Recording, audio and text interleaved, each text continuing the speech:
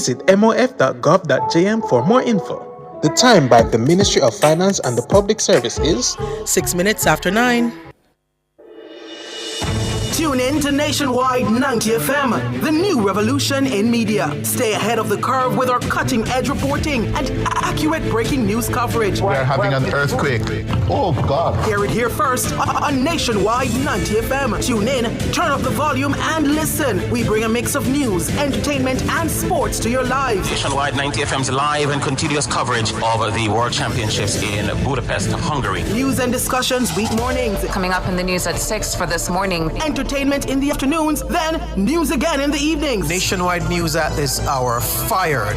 Also, tune in to the entertainment and sports shows in the nights and on the weekends. It is Boy Things After Dark right here on Nationwide 90 FM. Everything is news, from current affairs and entertainment to sports, business, and other categories. Nationwide 90 FM. This is Beanie Man. Give it to them. Zaga, Zen. From every whisper to every commotion. That's rubbish. The KSAMC cannot investigate itself. Every news story unfolds here first at Nationwide 90 FM, the new revolution in media.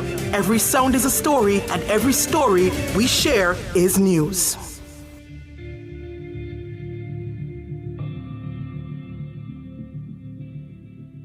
You're inside the Consumer Hour with Nora Gay Banton.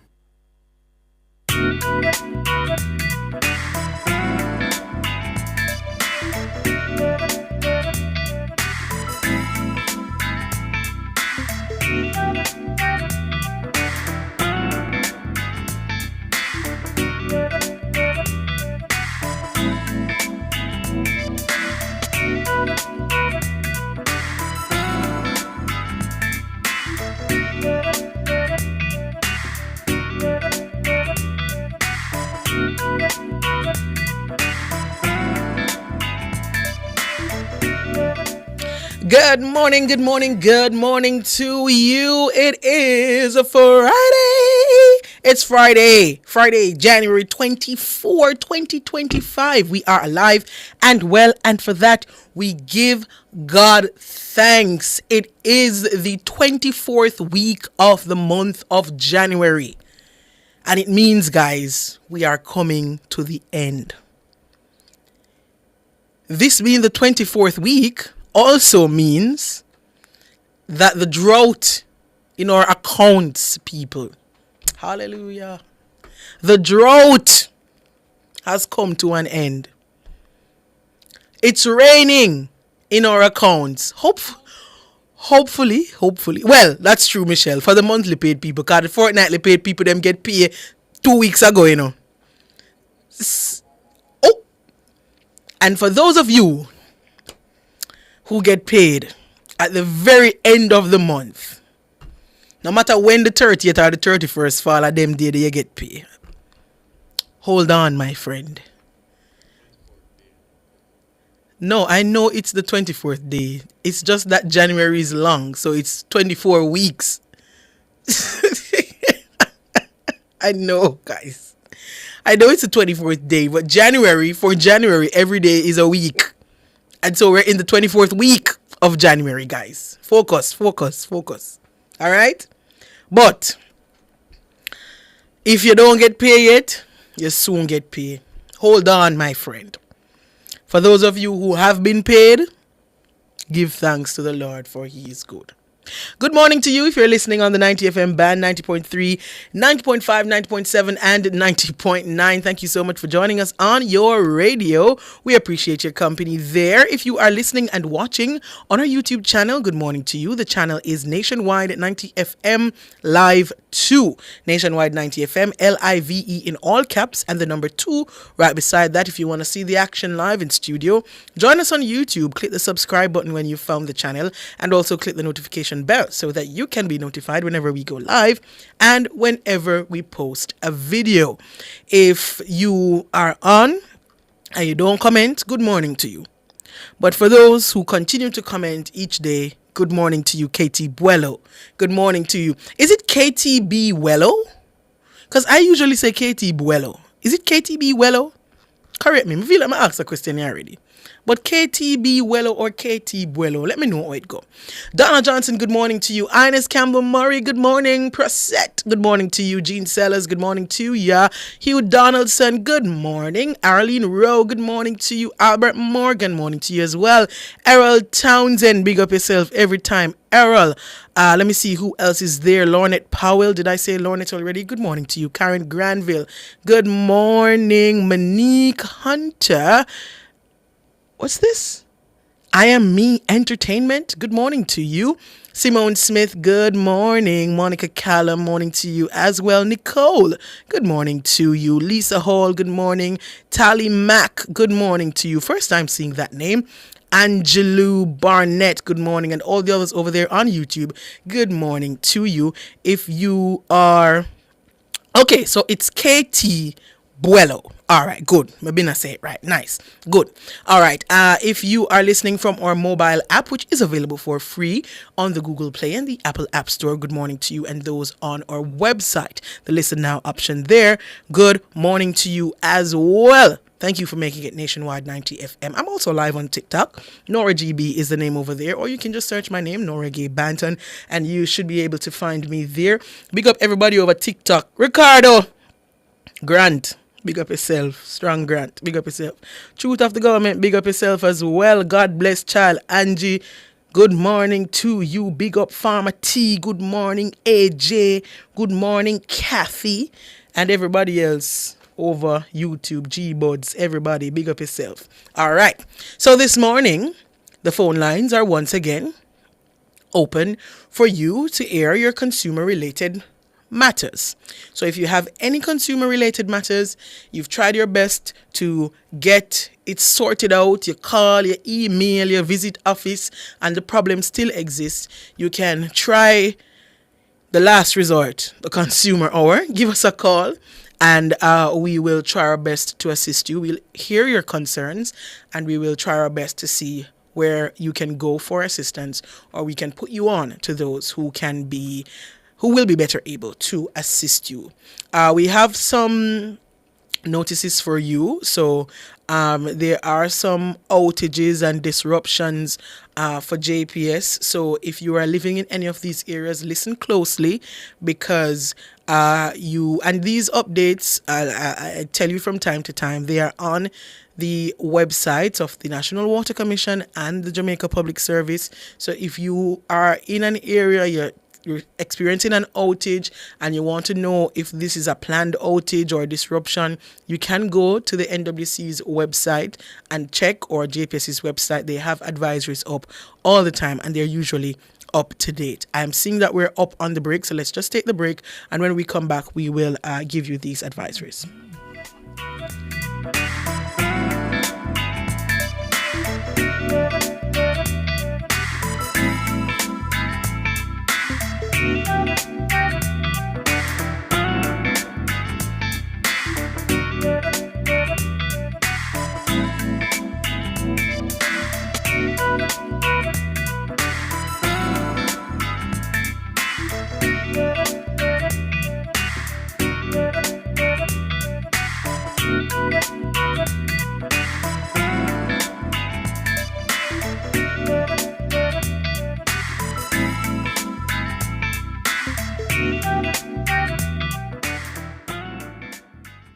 Decorate and redecorate your space with water-resistant, colorful, and fast-drying paints from Edgechem Paints. The time by Edgechem Paints, changing lives 1 gallon at a time, is 9:15.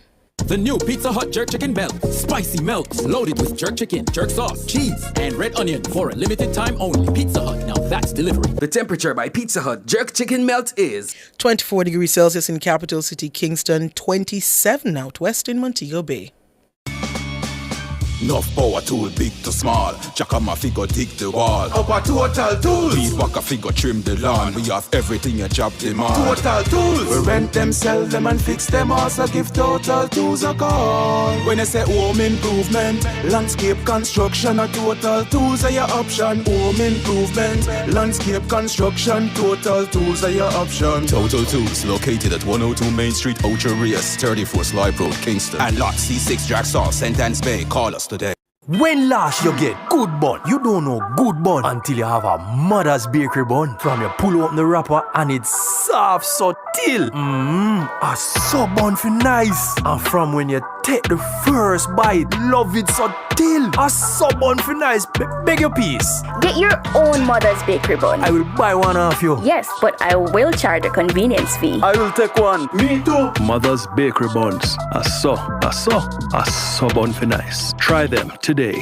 Sunday, February 16, 2025 will be pure energy and excitement as thousands hit the streets, running, walking and wheeling with a purpose. The Sagicor Sigma Run isn't just a road race, it's a celebration of people coming together to make a difference. Don't miss the Caribbean's biggest running event, Sagicor Sigma Run 2025. Visit SagicorSigmaRun.com and register now. Run for the fun, donate for the cause. Sponsored by Walden, Pan Jam, National Baking Company, Reggae Marathon, Catherine's Peak, Malay Media and Whistling Frog. Since 1995, we've been your go-to source for everything related to billiards, amusement machines, and electronics. With locations at 1A Lindsay Terrace, Kingston 10, and the Village Plaza, Big Bridge, Savannah Lamar, we offer top-quality pool table parts and accessories, cutting-edge gaming machines, and more. We also specialize in assembly, sales, and service of amusement machines. We provide unmatched customer service, expert solutions, and products tailored to your needs. Who are we? We are Eclipse Enterprise. Telephone 876-960-3891.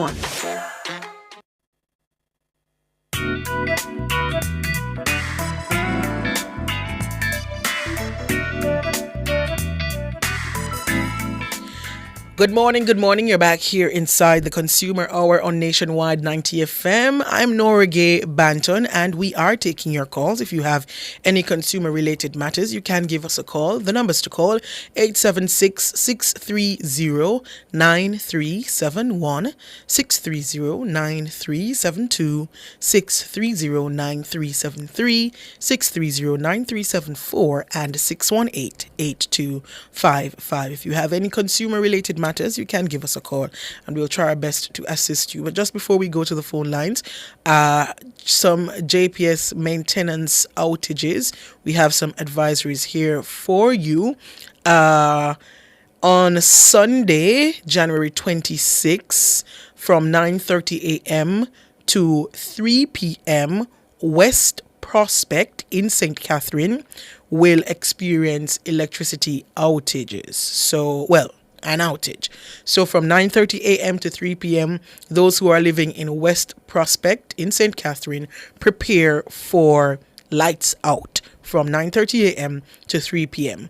If you are in these areas in St. Anne, on Tuesday, January 28th, so that's next week, from 9 a.m. to 6 p.m., your electricity will be out in Bamboo, Lilyfield, Hazelwood, Steertown, Chalky Hill, Davistown, Hermitage, Epworth, Murphy Hill, Shelley Road, Brittonville, Lime Hall, Newground, Higgintown, Clamstead, and environs. So if you're in any of those areas in St. Anne, your electricity will be out from 9 a.m. to 6 p.m. That's during the usual work hours. So if you're going to work, you may not experience the outage. So it's Tuesday, January 28th. That's next week, Tuesday, from 9 a.m. to 6 p.m. Your electricity will be out. An advisory here coming from JPS. If you are in a compound town in St. Elizabeth, today, in 10 minutes, 9:30 a.m. to 4 p.m., your electricity will be out. So if you are in a compound town in St. Elizabeth, from 9:30, which is about 10 minutes away from now, between 9:30 and 4 p.m., you will have an electricity outage. JPS is advising that this is for maintenance purposes, and so your electricity will be out from 9:30 to 4 p.m. in a compound town in St. Elizabeth. If you are in Claremont Drive, Claremont Gardens, and Darlington in St. Catherine, you may realize that your electricity is out. JPS maintenance started at about 8:30 this morning and will come back after 6 p.m. So from 8:30 to 6, No electricity in Claremont Drive, Claremont Gardens, and Darlington in St. Catherine. JPS is doing some maintenance work, and from 8 a.m. to 6 p.m. in Bowers Avenue. So these areas in St. Catherine will get back some light after 6 p.m. today. Now to NWC. This is now water disruption. So water supply to some customers in Grange Hill, Burnt Savannah, Little London and environs in Westmoreland is being affected. This is as a result of emergency pipeline replacement work impacting operations at the Bulstrode treatment plant in Westmoreland. So Little London's Burnt Savannah, Grange Hill and environs in Westmoreland, you are experiencing some water supply issues right now. This is due to emergency pipeline replacement being done. The estimated restoration time is by 7 p.m. tonight. So by 7 p.m. tonight, NWC is saying that they should be able to restore water. All right. And of course, they are apologizing for the inconvenience. Now, customers in Havenmead, Smoky Vale, and surrounding areas in St. Andrew, you are currently experiencing a disruption in your water supply, and this is due to technical issues with the chlorinator equipment at the Havendale Well facility. So the National Water Commission is working to resolve the issue as quickly as possible and restore water supply to the affected areas, and of course Havenmead, Smoky Vale and upper sections of Havendale. That is the reason why you may be experiencing some water supply issues now. There is a technical issue with the chlorinator equipment at the Havendale Well facility that supplies you. So that's why you're experiencing some water challenges right now. NWC did not state full restoration, a period for full restoration, so just bear with them. Hopefully the work would be done today. It says, of course, they apologize for the inconvenience. Now, customers served by the Malvern facility in St. Elizabeth are being advised that the disruption in their water supply is due to a JPS single-phase issue at the facility. The matter has been reported to the power service provider, and water supply will return to the affected areas as soon as the issue is resolved. So there's a JPS single-phase issue at the facility, the Malvern facility in St. Elizabeth.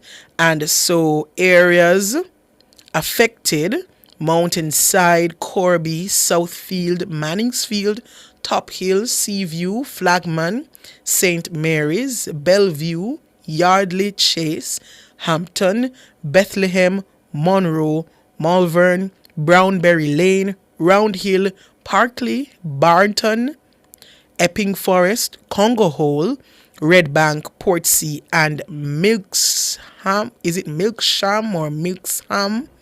The JPS single phase issue is affecting your water supply right now. So NWC is really just waiting on JPS to address that issue so that your water supply can come back to its full capacity. And finally, water supply is currently disrupted for NWC customers in York Street and environs in St. Catherine. And that is due to a broken main impacting the Wallen water facility. The NWC is assuring the public that regular water supply will be restored as soon as the power supply problem is corrected. So this is also a JPS issue. Power supply problems affecting water supply in York Street and environs in St. Catherine. And so affected areas, Cheesefield, Wallen and York Street and close environs, you are being affected by this power supply issue at the Wallen water facility. So JPS is, well, I hope JPS is working on that.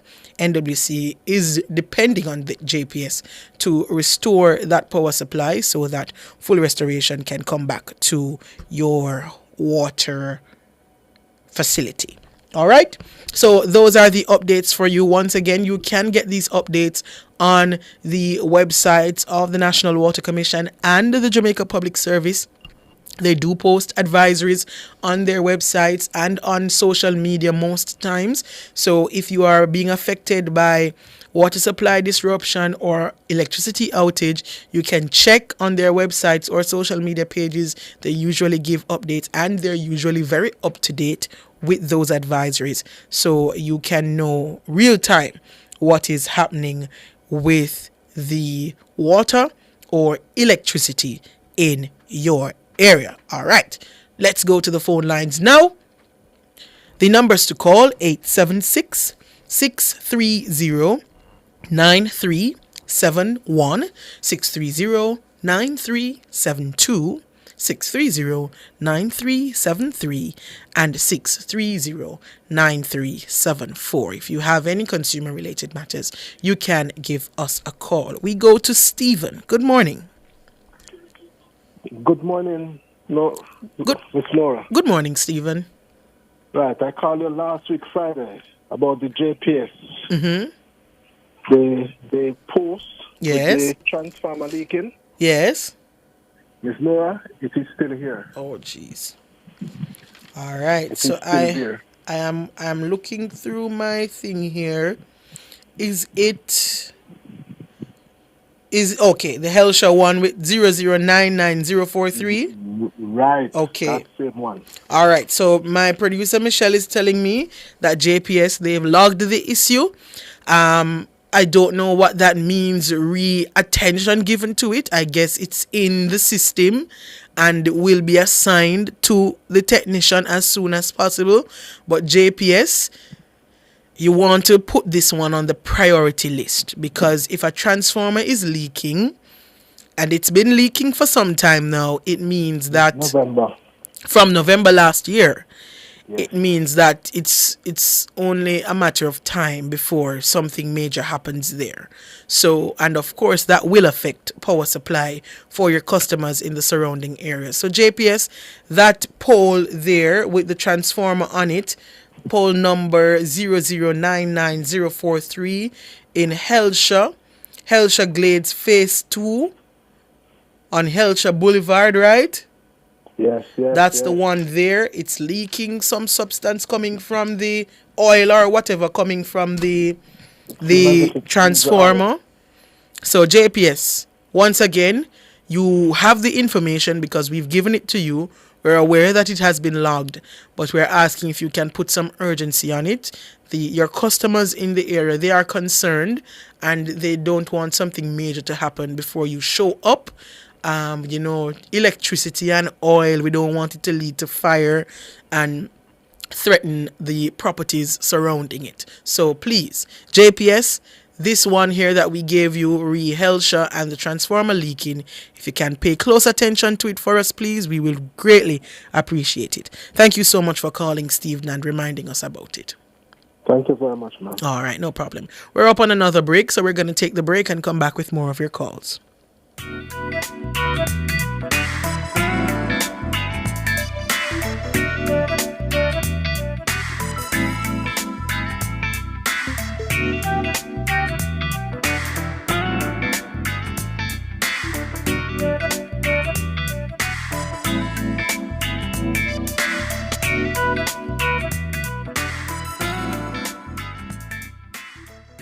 Spectrum Insurance Brokers provides quality insurance coverage and risk management services. The time by Spectrum Insurance Brokers Limited, setting the industry standards, is 9:30.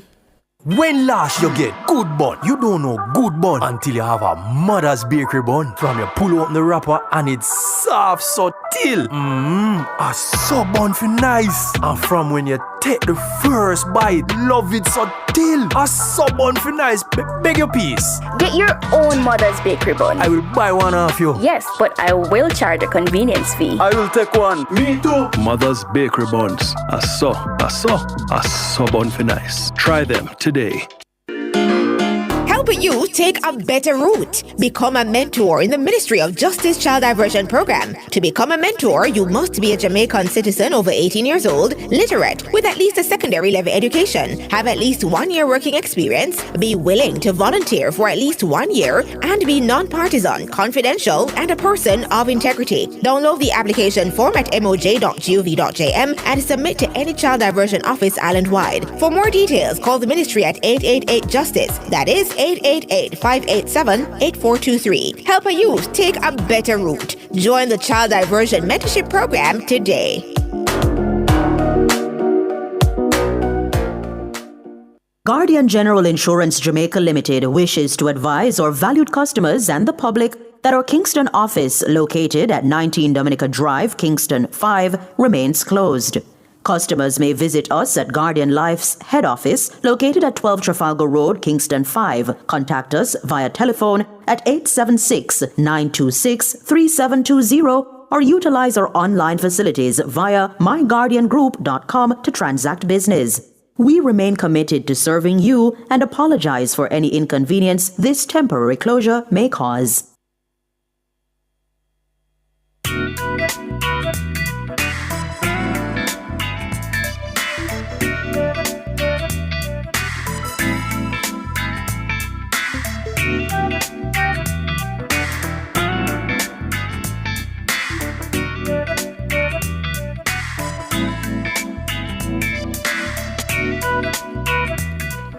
Good morning.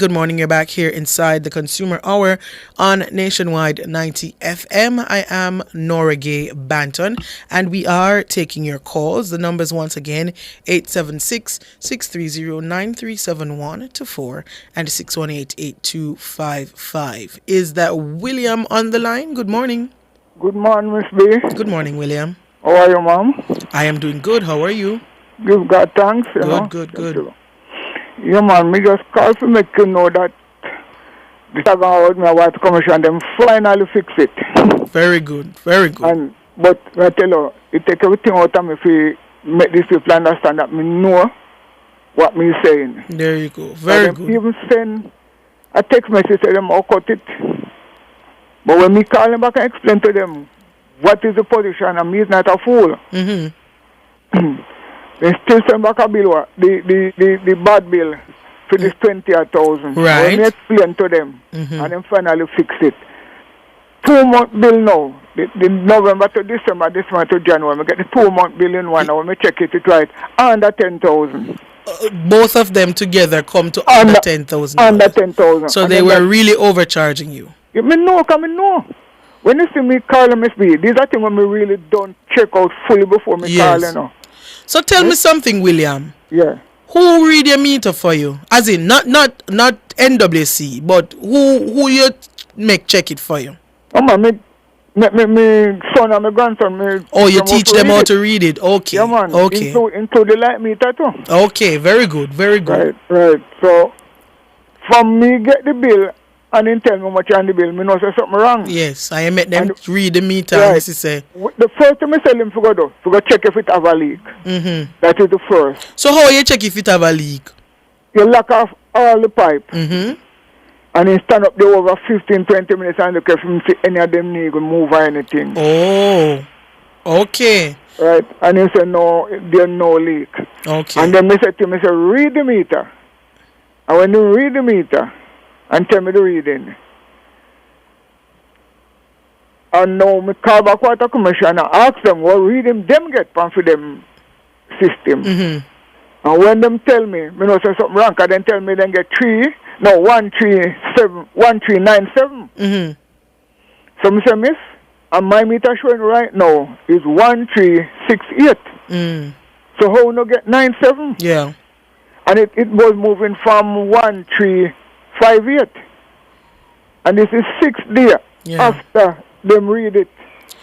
You know what's interesting though, William? Yeah. You are a stickler for these things, and so you look at your meter reading and you know when it's off because you know what it usually come to, and you look and see. You know, many people Many people don't sit and look at these things, you know. And when them bill come to high, them don't know why, and them just cuss, and sometimes them just pay it. Exactly. But it is very important for you to know, and if you don't know how to read it, I'm telling you that NWC and JPS, they have videos on their social media pages, especially YouTube. You can check if you never know already, like how William know. William had to learn from somewhere. So you learn how to read your meter and learn how to check for these things as well, so that you can stand up for yourself like William did. Make JPS or NWC know, say the reading wrong, and get what you're supposed to get from it. Every time they change a meter or anything with me, the first thing me ask that man, me want to know how this meter read. Yes. Me want to know for myself. Right? And if they can't read it somehow, me have to get, even when the reader man come and say, how you read the meter? I want to know this is a new meter. And that's a good practice. That is a very good practice. Right? Me want to know. Because you are now an informed consumer, and you can know when JPS and NWC are rob you. Exactly. And me check my bill out of my head, it's a surprise. You check it out? Check out my bill out of my head. Me want to know how much a kilowatt hour. Yes. What island IPP, and me song on my head and check it out. Wow. The water, me just want to know how much per thousand for the liter, X amount. And so when my bill come wrong, and when you hear me call me and say this and this, me not it. You know, you're sure. Exactly. There you go. Exactly. That is me. So people forced to know, try to learn to read the meter. I agree with you, William. Right? I agree and with this is the thing, when I repeat from Mr. Darby time I preach this and the year. Yeah. I definitely agree with you. So people, if you don't learn anything from William, learn this. Go and learn how to read your meter. Because see, NWC nearly robbed William. And William go back and tell them, say, look here, the meter read wrong. And them send technician, and technician come and say, yes, it read wrong. And him stand up with them until them change it and see it there. The bad bill when them send him come to 20,000. When him get the two bill them together now for December from November to December and December to January, everything come to under 10,000. Under 10,000. Learn to read your meter, people. That was just 17,000 litre water me use. See it there? Compared to the 1 month then they charge me 39,000 litre. I must care what she run. Thank you so much for calling, William, and I'm happy that the situation is now sorted out. Yeah, man. And NWC, you know, play with William again, because William know for reading meter. So they can pad up William bill and tell him no foolishness. Because William know for reading meter, and him teach him son, and him teach him grandson how for reading meter. Remember, William can't see, you know. But William knows. Alright? So NWC, don't play with William. Okay? And all of the rest of you, go and learn to read your meter so that NWC and JPS can't play with you either. Because if you know, they can't rob you and tell you no foolishness. There you go. I tell you, you know, sometimes I see you in YouTube chatting frustrated with William when William call a daytime. But there is a lesson to learn. There is a lesson to learn. Go and learn to read your meter for JPS and for NWC, so that when they send you high bill, you can look at your meter, read it yourself, and know that something is wrong. And Air William teach you how to know if you don't have a leak. Turn off all the pipe them and go stand up at the meter for 15 to 20 minutes. And if you see any needle moving, something is wrong. You got a leak. Okay? See, I'm telling you. There are things to learn, man. William know how to read him meter. And so he does it. Him tell him son and him grandson to read it. And him know how to calculate how much kilowatt per hour and how much gallon per... I don't remember what he said. I need to go and learn myself how to read the meter. But you see, William, lessons learned from William there. Still taking your calls. The numbers to call 876-630-9371-4 and 618-8255. If you have any consumer related matters you can give us a call. The numbers I just told you. And of course, if you're unable to call, you can leave your query in the YouTube chat and you will be able, well, I'll read it and see how best we can assist you. For those asking how you read the meter, I don't know to teach you. Maybe I need to learn and keep a class too. But if you go to the YouTube pages of the NWC or JPS, they have videos there for you. I'm just going to right. So on my JPS online on YouTube, they have a video here, understanding your smart meter. And most of Jamaica, I think, by now has a smart meter. I think they may have a video of how to read the other meter as well. So just go into YouTube and search how to read your JPS meter. And there are videos there that show you how to read the meter, understanding the meter, what you need to do, and other videos there as well to show you other things related to your JPS bill and so forth. So go and inform yourself. Some of we sit down on TikTok or scroll for 3 hours straight. Take out some of that time and go over YouTube and go and watch the video them and learn how to read on the meter. So that when the bill them come and them look away, you can stop and say, let me go and check and learn. Courtney, good morning.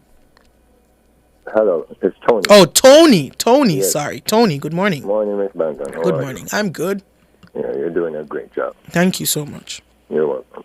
This is my third time making a report. Mm-hmm.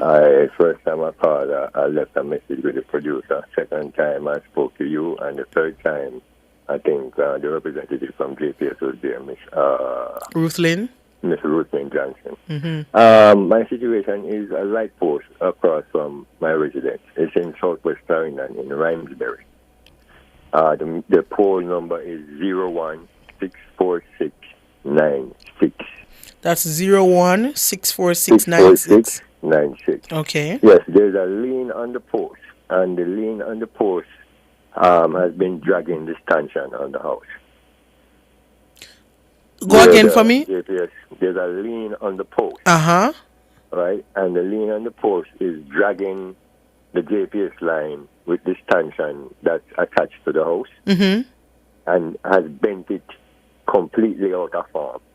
Okay. Now the line is even lower going across the street, and there are trucks and all of that passing, and it seemed like the line got snagged by a truck because there are chicken houses in the area. Okay. And you know that those trucks are very tall. And it has snagged the line. Now I have to use a crutch, like a 15-foot crutch, to push up the line to keep it high enough so that I have clearance in the road, that it doesn't get snagged by vehicles. Okay. Yes, and that is what I had reported on my first 2 or 3 occasions. And when was the first time you reported this? This was in last year. Last year, you remember which month? Yeah.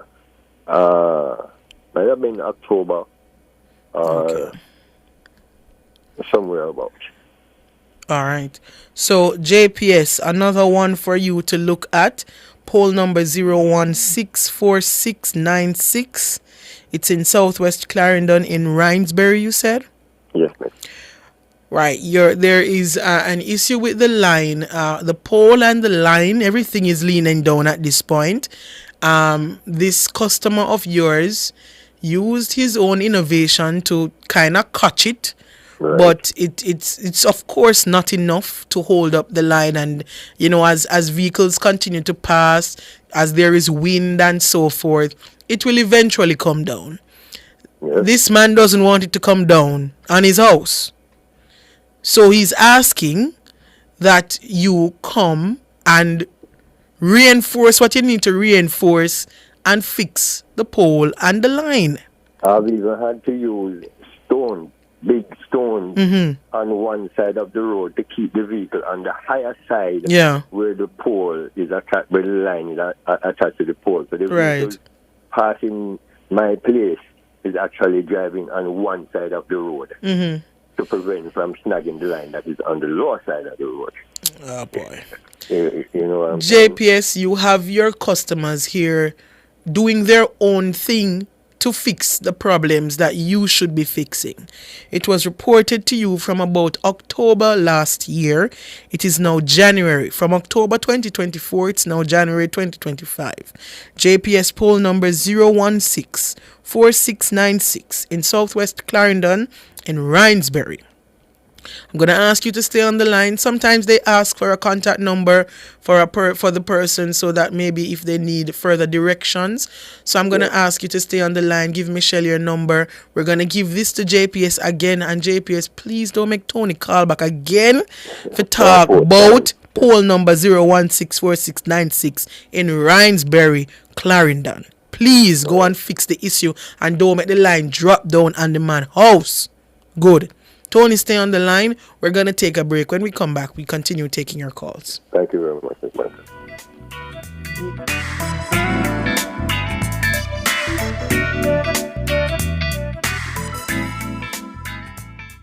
Fill all your prescriptions, get cosmetics and other pharmaceutical items at Mannings Hill Pharmacy, located at 34A Mannings Hill Road, Kingston. Telephone 924-6280. At Mannings Hill Pharmacy, they stock all the hard-to-get medication. The time by Mannings Hill Pharmacy is 9:46. Enough power tool, big to small. Jack and my figure dig the wall. Our Total Tools. Weed whacker figure trim the lawn. We have everything a job demand. Total Tools. We rent them, sell them and fix them. Also give Total Tools a call. When you say home improvement, landscape construction, a Total Tools are your option. Home improvement, landscape construction, Total Tools are your option. Total Tools, located at 102 Main Street, Ocho Rios, 34 Slipe Road, Kingston. And lot C6 Jackson, Sentence Bay. Call us today. Guardian General Insurance Jamaica Limited wishes to advise our valued customers and the public that our Kingston office, located at 19 Dominica Drive, Kingston 5, remains closed. Customers may visit us at Guardian Life's head office, located at 12 Trafalgar Road, Kingston 5. Contact us via telephone at 876-926-3720 or utilize our online facilities via myguardiangroup.com to transact business. We remain committed to serving you and apologize for any inconvenience this temporary closure may cause.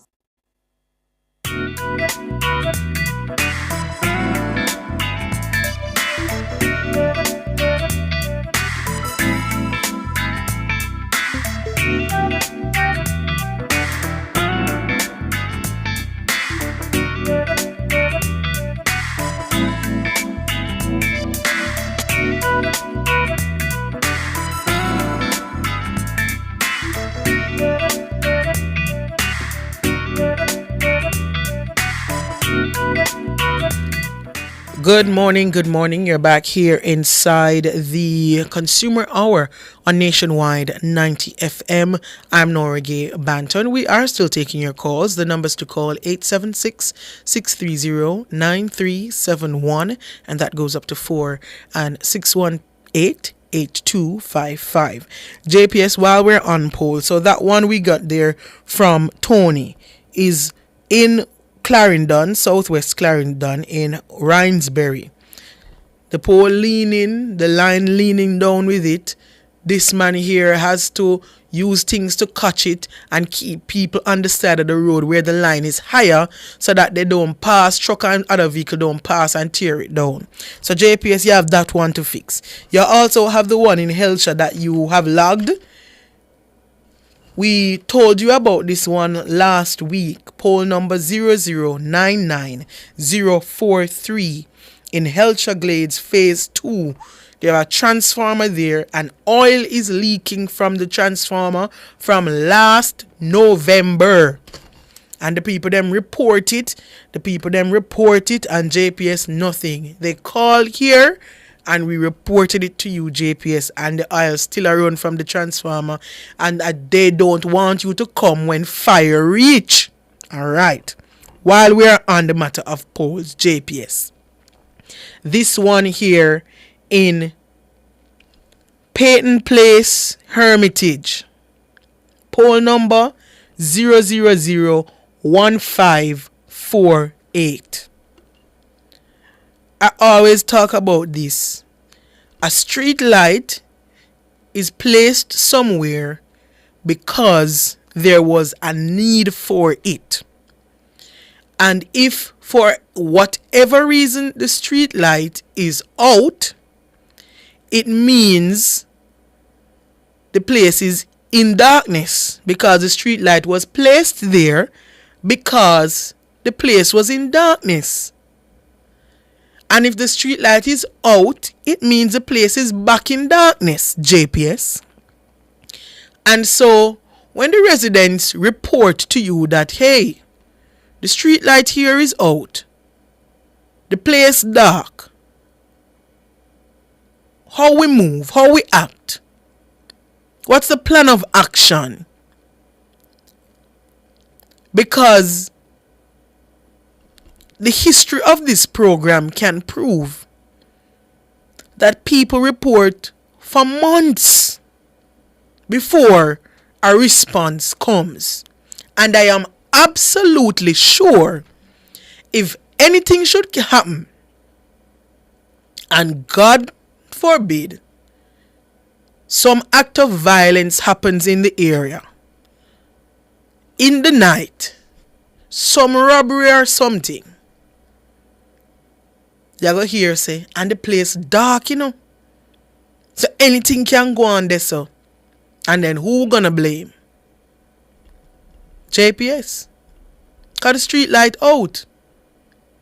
Now I know sometimes there is parish council that does some of the street lights and so forth. But when people say light at JPS name, them I go call. So JPS, this one here for you in Peyton Place. You can let us know if it's not you, so we can call up who to call up. But this one in Peyton Place, Hermitage, poll number 000154. Yeah, man. It's out and the place dark at night time. And the people are asking if you can come look. If it's not you, JPS, let us know so we can call who for call. Alright? Last caller for the morning, Ronnie. Good morning. Good morning, Nora. How are you? I'm very good. And you? I am doing good. Okay, I heard you speak to the areas where NWC is out. Yes. Earlier, but you did not mention anything about Mandeville. No, No, because the entire stretch from Spur Tree coming into Greenville into Mandeville, there's no water and have not been any for past couple of days. You would say for about this week? Yes, man. For not the entire week, maybe from about Tuesday. 3 days. Okay. Yeah. So right? You're saying from Spur Tree to Greenville? Yes, into Mandeville. Into Mandeville, no water for about 3 or 4 days now. That's correct. Have you report or called NWC to find out what is happening? Anybody reported the matter? Well, I don't know if anybody reported, but because you were speaking to where they would have outages. Mm-hmm. You were listening to see. I was listening carefully, but I didn't hear them mention anything. So. I am on the website going a little further down to see if it was there. I know Michelle would have given me the most recent ones. All right, so I am seeing something here, but this one is from January 2018. That was long ago. It's saying broken main affecting water supply in sections of Mandeville, but it seems as if this one would have expired, and I'm not seeing any recent ones mentioning Mandeville. So I am not sure what's happening, but we can reach out to NWC. NWC from where is it now? Spur Tree to Greenville into Mandeville. Right. There is no water from about Tuesday for about 3 or 4 days now. Residents are trying to find out what is it that no water at all, or is it coming at certain times? No water at all. No water. So how to manage? Is it raining? No, there's no rain either. So want to get water? Want to have tank? Well, some people might have tank. Some people have to use other sources. Wow. So so. All right. Thank you so much for bringing it to our attention, Ronnie. NWC, Spur Tree to Greenville into Mandeville. That stretch there, no water from about Tuesday. There's no rain and no trucked water, I'm assuming, either. So the residents are trying to find out from you what is happening. I'm not seeing any advisories on your website, NWC, related to Mandeville anywhere in Manchester. I see one from the 18th of January though, so that one seems to have expired. So NWC, Spur Tree to Greenvale into Mandeville, no water since about Tuesday, and the residents need some answers or some trucked water from you in the meantime while you sort it out. All right, Ronnie, thanks for calling. Thank you. Thank you very much. No problem. All right, so I think that's where we're going to have to leave it this morning for the Consumer Hour. We're going to make way now for Cliff Hughes Online with Tyrone Reid.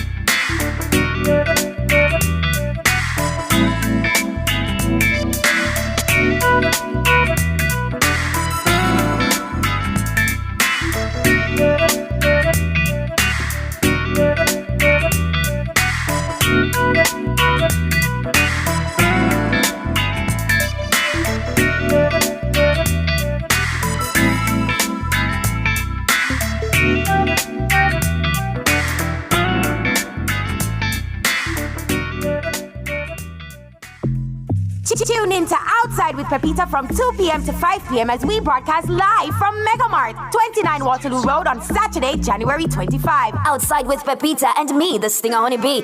In a Megamart equals Mega Vibes. Come on down to Megamart Waterloo for all the New Year excitement. Don't miss the Mega Fiesta, the Mega Specials, and the Mega Promotions. Outside with Pepita is doing it mega with Megamart. So join Outside with Pepita alongside Honeybee Saturday, January 25 from 2 p.m. to 5 p.m. Catch us at Megamart, 29 Waterloo Road, Kingston. Or tune in to Nationwide 90 FM, the new revolution in media. This broadcast is brought to you by Megamart. Are you ready to turn your sales and marketing skills into high earnings? Nationwide 90 FM is searching for business development executives to help us grow our business and build lasting client relationships. If you have experience across all stages of the sales cycle and possess strong communication, negotiation, and time management skills with a proven sales track record, this opportunity is perfect for you. Join our team and work with the top corporate brands, media agencies, and of course, our on-air personalities. Enjoy networking opportunities, professional growth, and competitive commissions. Ready to take the next step? Send your resume to hr@nationwidenewsnetwork.com today. Tune in to Nationwide 90 FM, the new revolution in media. Stay ahead of the curve with our cutting-edge reporting and accurate breaking news coverage. We're having an earthquake. Oh, God. Hear it here first on Nationwide 90 FM. Tune in, turn up the volume, and listen. We bring a mix of news, entertainment, and sports to your lives. Nationwide 90 FM's live and continuous coverage of the World Championships in Budapest, Hungary. News and discussions week mornings. Coming up in the news at 6 for this morning. Entertainment in the afternoons, then news again in the evenings. Nationwide news at this hour, fired. Also, tune into the entertainment and sports shows in the nights and on the weekends. It is Boy Things After Dark right here on Nationwide 90 FM. Everything is news, from current affairs and entertainment to sports, business, and other categories. Nationwide 90 FM. This is Beanie Man. Give it to them. Zaga, Zen. From every whisper to every commotion. That's rubbish. The KSAMC cannot investigate itself. Every news story unfolds here first at Nationwide 90 FM, the new revolution in media. Every sound is a story, and every story we share is news.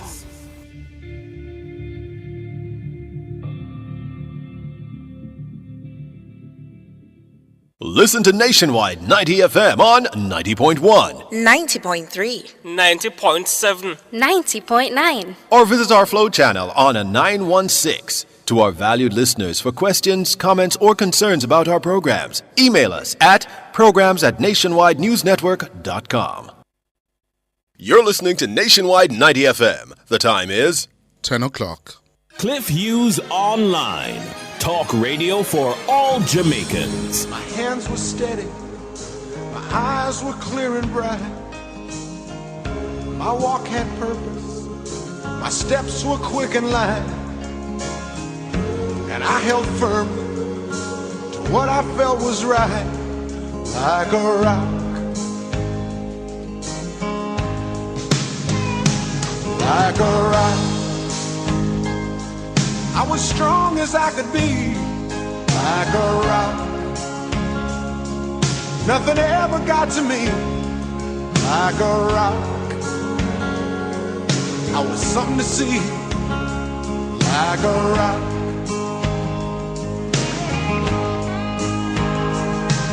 And I stood arrow straight, unencumbered by the weight of all these hustlers and their schemes.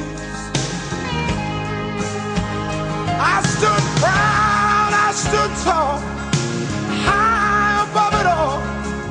I still believed in my dreams. Our phone numbers are 630-9371, 630-9372, 630-9373, 630-9374, and 618-8255. Or find us on Facebook at Nationwide News Network and follow us on Twitter at Cliff Nationwide. You can also listen to Cliff Hughes online live on the World Wide Web at nationwideradiojm.com or via the Nationwide 90 FM app on your mobile phone. Now, here's your host, Tyrone Reid. Good morning, good morning, good morning, good morning. Top of the morning to you. Welcome to another TGIF edition of Cliff Hughes Online. Yeah, we appreciate you logging in, tuning in. If you're listening on the 90 FM band, top of the morning to you. 90.3, 90.5. 90.7, 90.9 across the length and breadth of Jamaica. We welcome you this morning to Cliff Hughes Online. If you're listening via the NNN app or the website, yeah, and of course, you know, you can get the NNN app via the Google Play or the Apple App Store.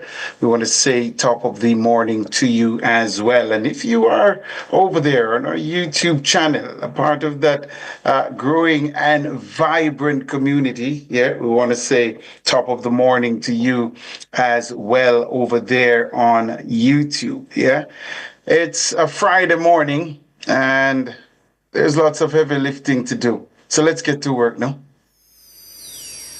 Tyrone says, what's on his mind?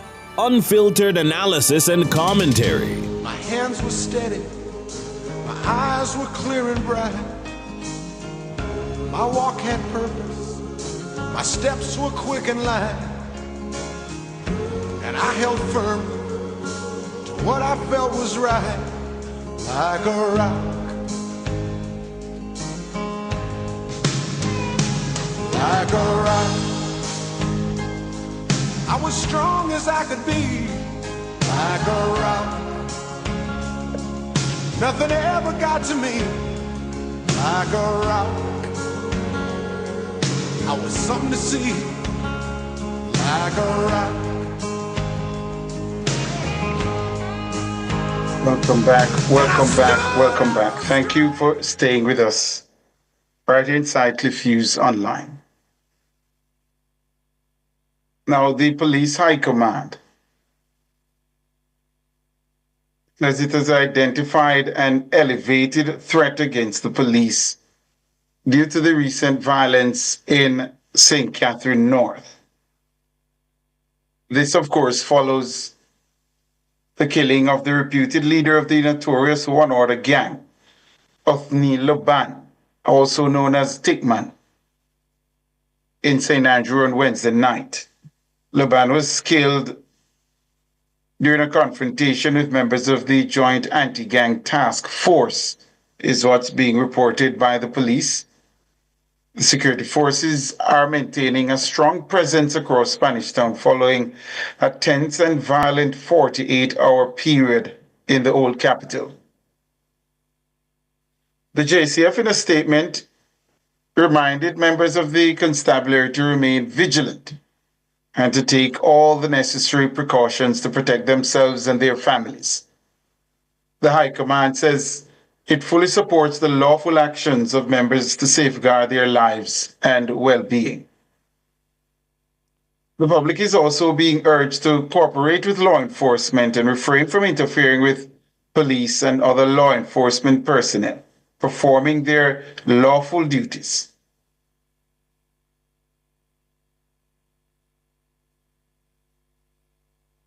Let me read that for you again. The public is also being urged to cooperate with law enforcement and refrain from interfering with police and other law enforcement personnel performing their lawful duties. The High Command says criminals operating in and around St. Catherine North should surrender peacefully when confronted by members of the security forces. It also is urging anyone with information on illegal activities to contact the police, the National Intelligence Bureau at 811 or Crime Stop at 311. Now, what is happening out in St. Catherine? And if you are on social media, you'll recognize that Spanish Town was trending, and not for the right reasons. What transpired out in St. Catherine, out in Spanish Town in particular, in real time, we were again witnessing the adverse effects of crime and criminals on the Jamaican society. In real time, we were able to witness that over the last 48 hours or so. And you know, we are really at a juncture with the gains being made on reducing major crimes and in particular murder. We're at a critical juncture in this country where we are going to have to decide what kind of Jamaica we want. Do we want a Jamaica that is controlled by hoodlums? Certain areas are a no-go for the police. The police can't effectively or properly police those spaces because thugs and their supporters won't allow them. Or we want a Jamaica in which law and order prevails. Think about it, my fellow Jamaicans. This week's flare-up in Spanish Town, just let's consider the impact it had on education. A number of schools in and around Spanish Town and its environs may have chosen to remain closed today. So this week's flare-up impacted the education of your children, our children, the country's children. It impacted transportation.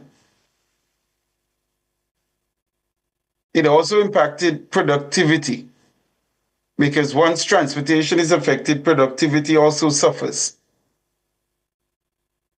And not just the inability to be able to move in and out of the space, but the traffic jams, this kind of violent confrontation that sends people scurrying out of or into trying to get home before things get worse. Causes a buildup of traffic, so productivity is impacted. I saw a video online where a court's location was apparently firebombed. I heard a report last evening, I think it was on Nationwide, a cook shop operator talking about how much money she lost as a result of the flare-up in Spanish Town. So commerce is also affected. And in the long run,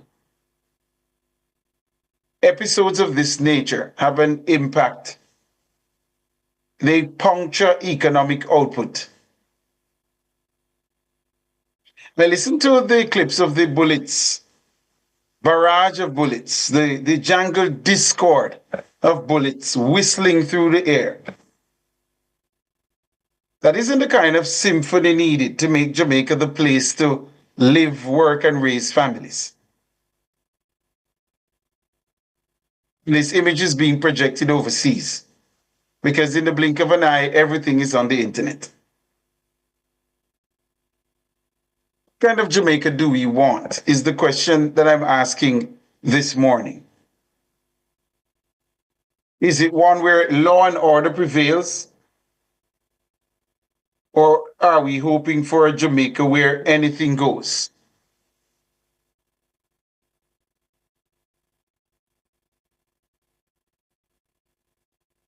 We have to decide, because getting Jamaica to where it needs to be it will require all hands on deck.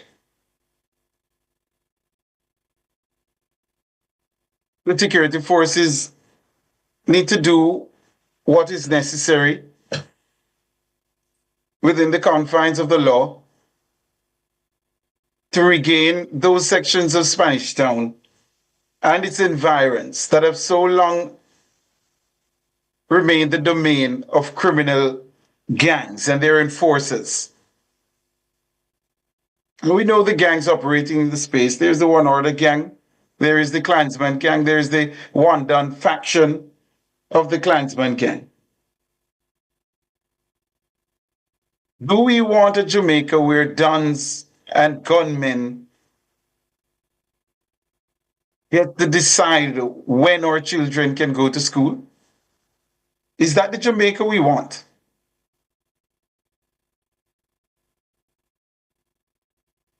Do we want a Jamaica where guns and gunmen and thugs and their supporters box food out of your mouth so that you can't earn a living? Is that the Jamaica we want?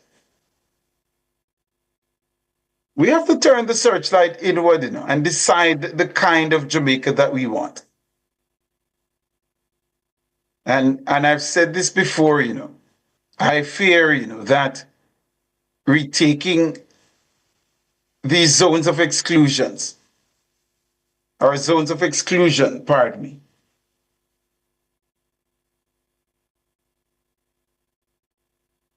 will not be easy, because there are people who are hell-bent on causing murder and mayhem, and they will not go quietly.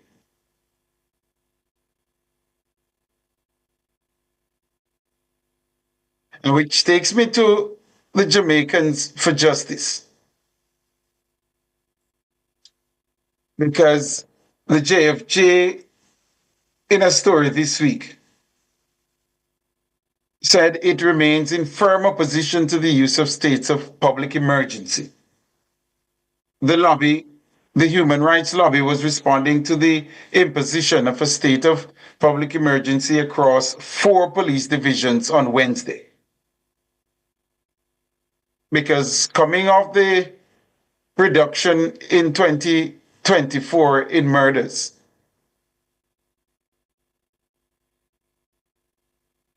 the criminals seem to be out on a canter with murders so far this year. And so the divisions of St. Andrew South, St. Andrew Central, Kingston Western, and St. Catherine South, states of public emergency were declared for those areas. And the security measure is said to be in response to an uptick in violent crime in the areas.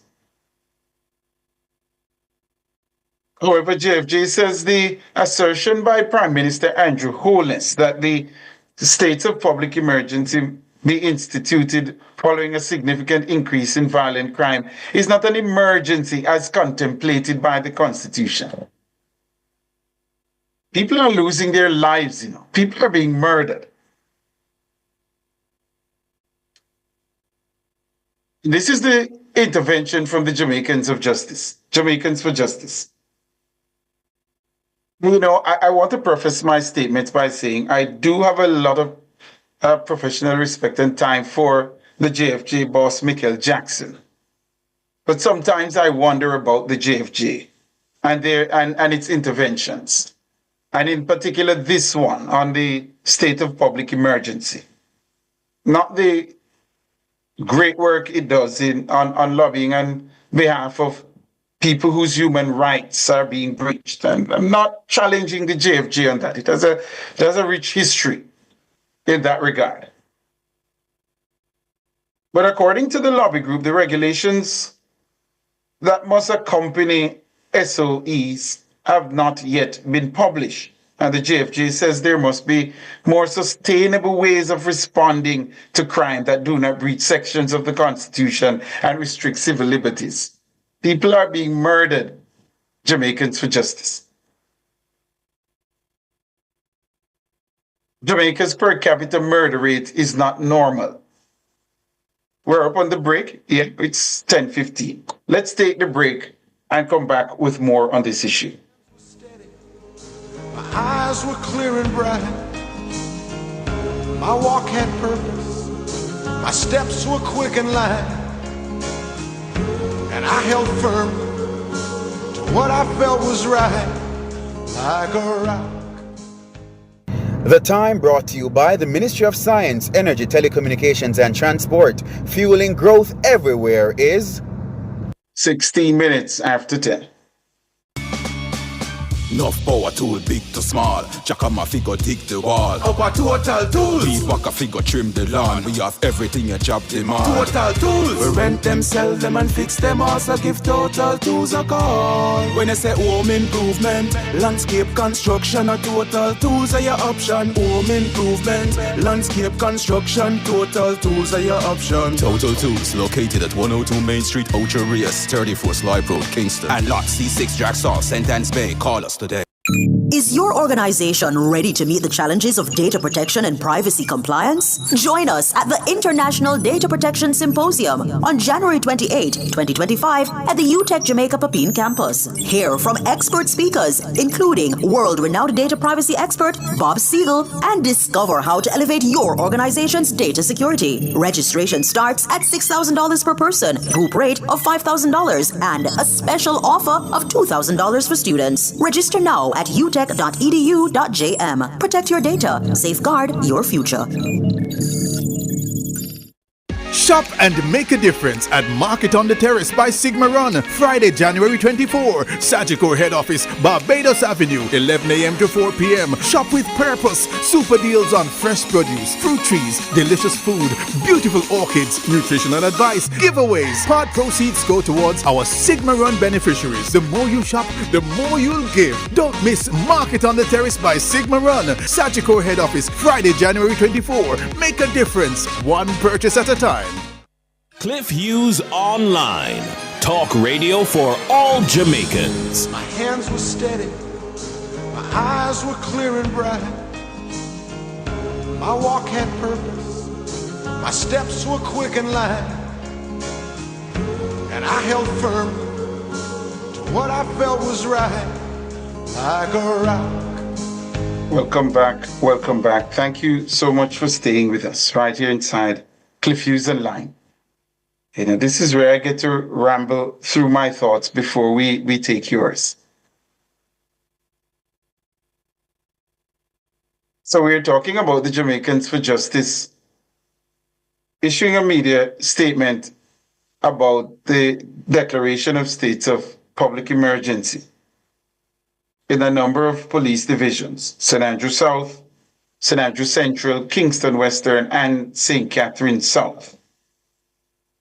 And of course, all of this against the backdrop of the flare-up in St. Catherine North. Now, the JFJ is saying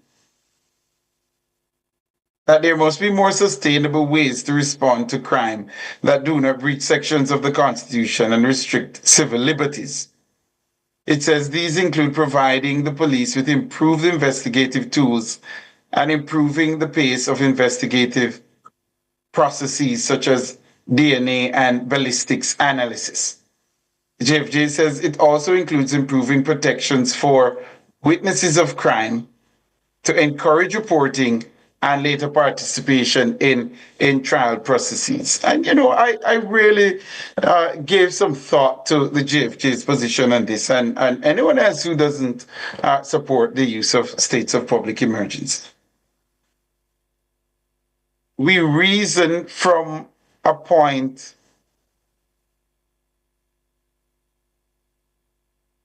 that is not sound in reasoning.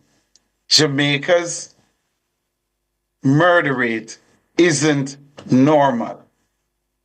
We may have gotten used to it, but it's not normal. It is way above the global average per capita. And in some years, Jamaica is at the very apex of that list that no one wants to be on, of being labeled the most murderous country in the world. Our murder rate per capita is more than the regional average. Latin America and the Caribbean. And it's more than the global average. How many times are we supposed to look at those figures and still maintain that we have a serious problem in Jamaica? We can't admit that. How many times are we going to discuss the numbers? It is not normal.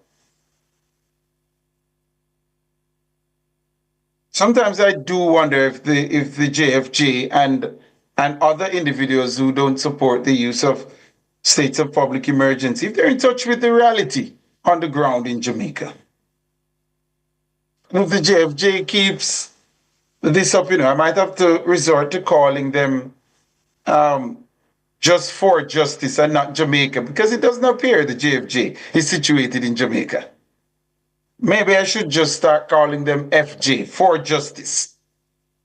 Drop the Jamaica, because I'm stumped, stupefied even, that the human rights lobby is of the view that the levels of crime and violence in the country do not warrant a state of public emergency. I cannot understand it.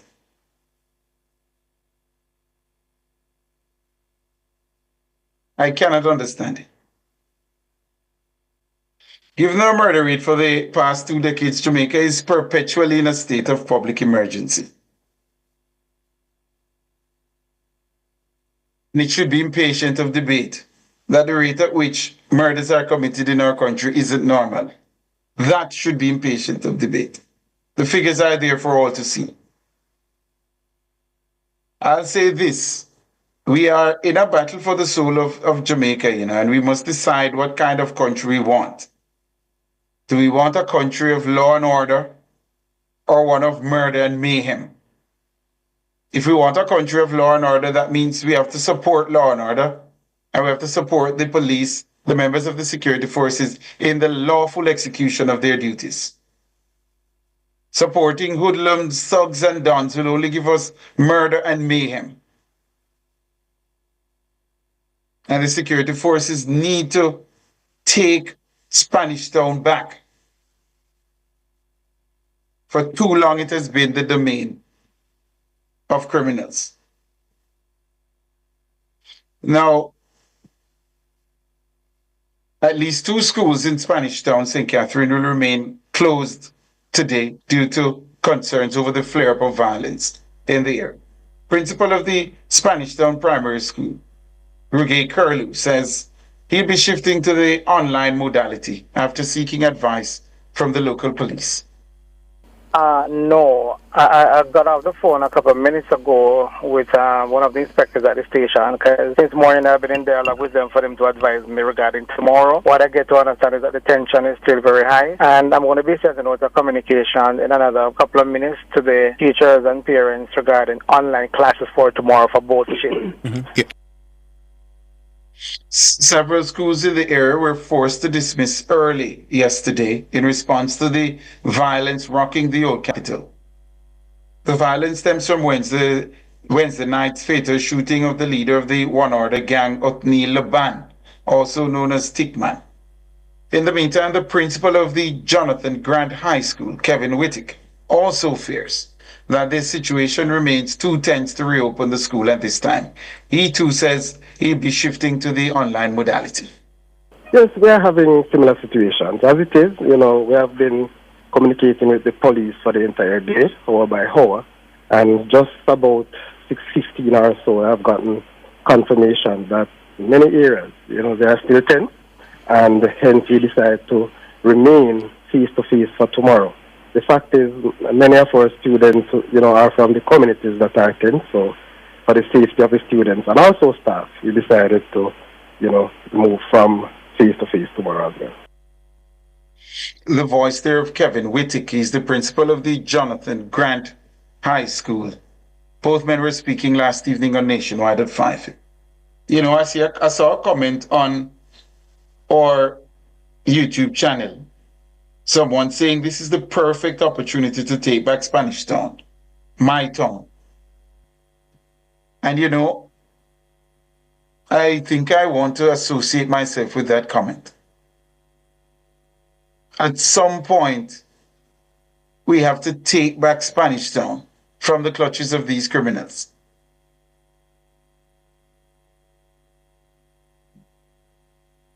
So weighing through my mind, and I realize that the JCF does have what appears to be an enhanced anti-gang thrust going on. But we have to remove these gangsters from the space. We have to remove them from the space if we are to reclaim law and order in this country. In the meantime, though, both principals agree that operating schools in the old capital is a difficult mission at the best of times, due to the nagging feeling that violence could break out at any moment. How long are we going to have people living under that kind of government, as they say in the street? Principal Curlew says the violence has serious implications or effects on the mental health of both staff and students. From time to time, I have to ensure that my teachers are counseled, because of what, Spanish Town has become a volcano that erupts from time to time, and this is really so sad. And this issue, I don't know when this issue will be able to be addressed fulsomely, for this rubbish to stop and from negatively impacting our students and our teachers. So it is challenging, and also for me as the leader of the institution, who has to ensure that everything is in place and to ensure that the students and the teachers and support staff are safe, it can really be very, very overwhelming. Principal Curlew there, and his colleague Principal Whittick says efforts to improve security at the school come at a significant cost that's not subsidized by the Ministry of Education. Not at all. There's just a budget for that aspect of it, no more. We just have to work within the constraints, yes?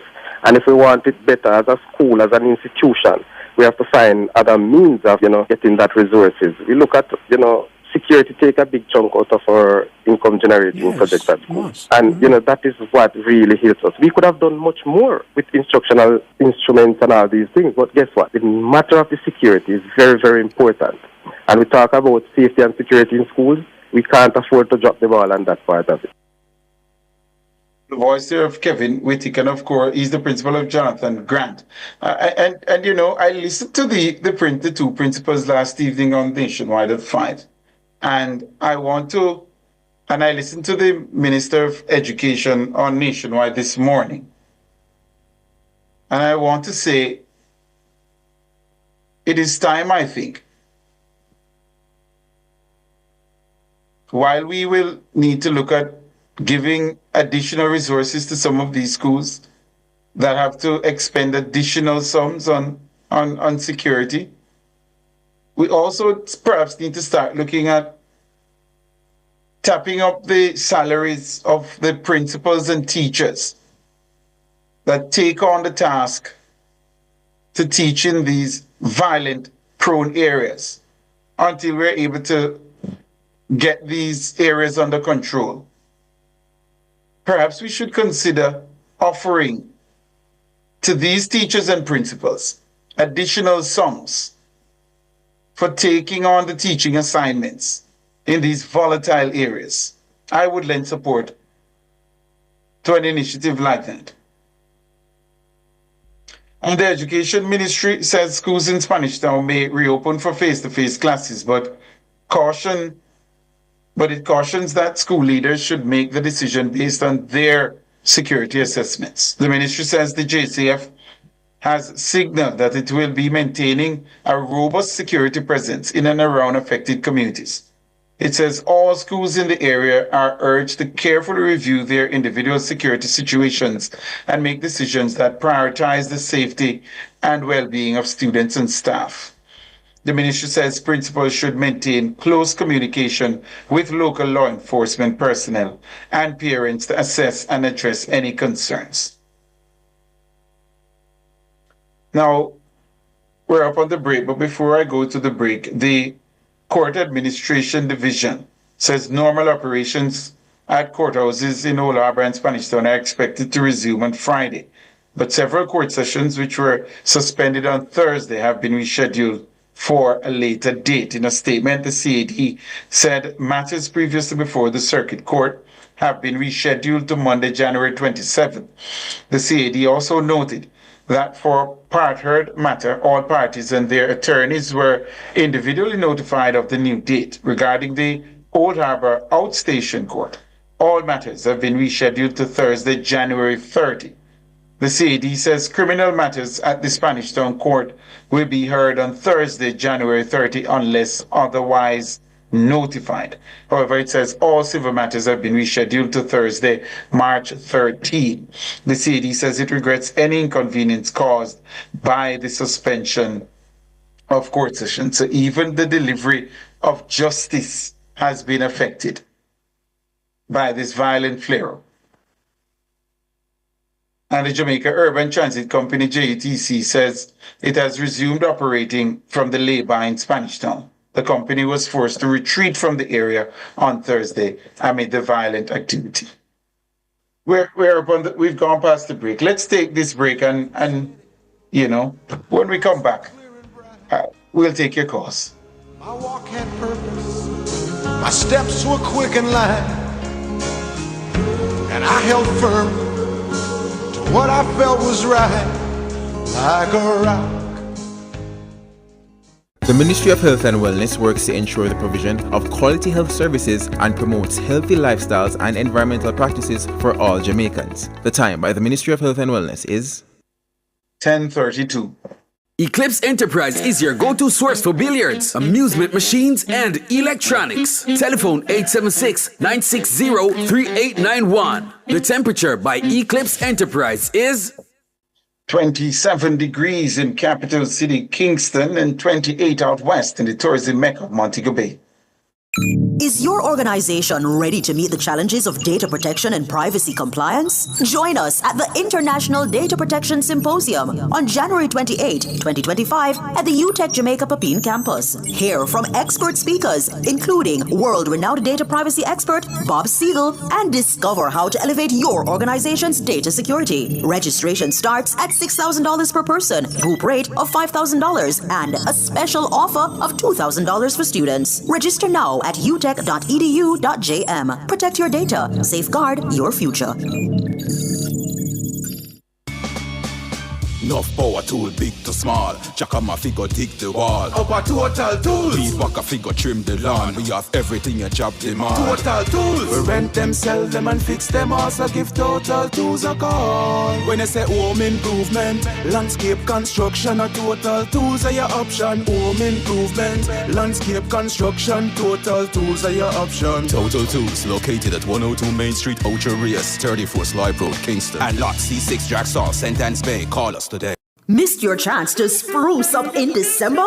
Then don't miss this opportunity. Design Options announces their after stock taking sale. Discounts on area rugs, cushion covers, selected drapery rods, and fabrics. Stocks are limited on some items, so come early. Our knowledgeable and courteous staff are here to help. Design Options Limited, what the well-dressed room is wearing. Located at 8 Shortwood Road, telephone 876-931-6354. When last you get good bun, you don't know good bun until you have a mother's bakery bun. From you pull up the wrapper and it's soft so till. A sub bun for nice. And from when you take the first bite. Love it so till a subbon for nice. Beg your piece. Get your own mother's bakery bun. I will buy one off you. Yes, but I will charge a convenience fee. I will take one. Me too. Mother's bakery buns. A subbon for nice. Try them today. Our phone numbers are 630-9371, 630-9372, 630-9373, 630-9374, and 618-8255. My hands were steady, my eyes were clear and bright. My walk had purpose, my steps were quick and light. And I held firm to what I felt was right, like a rock, like a rock. Welcome back. Thank you so much for staying with us inside Cliff Hughes Online. You've heard enough from me for the morning. Let's turn our attention to the phone lines. The first call on line this morning is Alric. Top of the morning to you, Mas Alric. How are things with you, man? Hello? Yeah, man, we're hearing you loud and clear, Mas Alric. Good morning to you. How are you? How you doing, man? Well, we're trying to bang, you know, but watch and see what is happening in the country, no? Not too pleased, you know? Well, not you alone, Tyrone. I'm Anglia Bangla. Good morning to you. I listened to your preamble.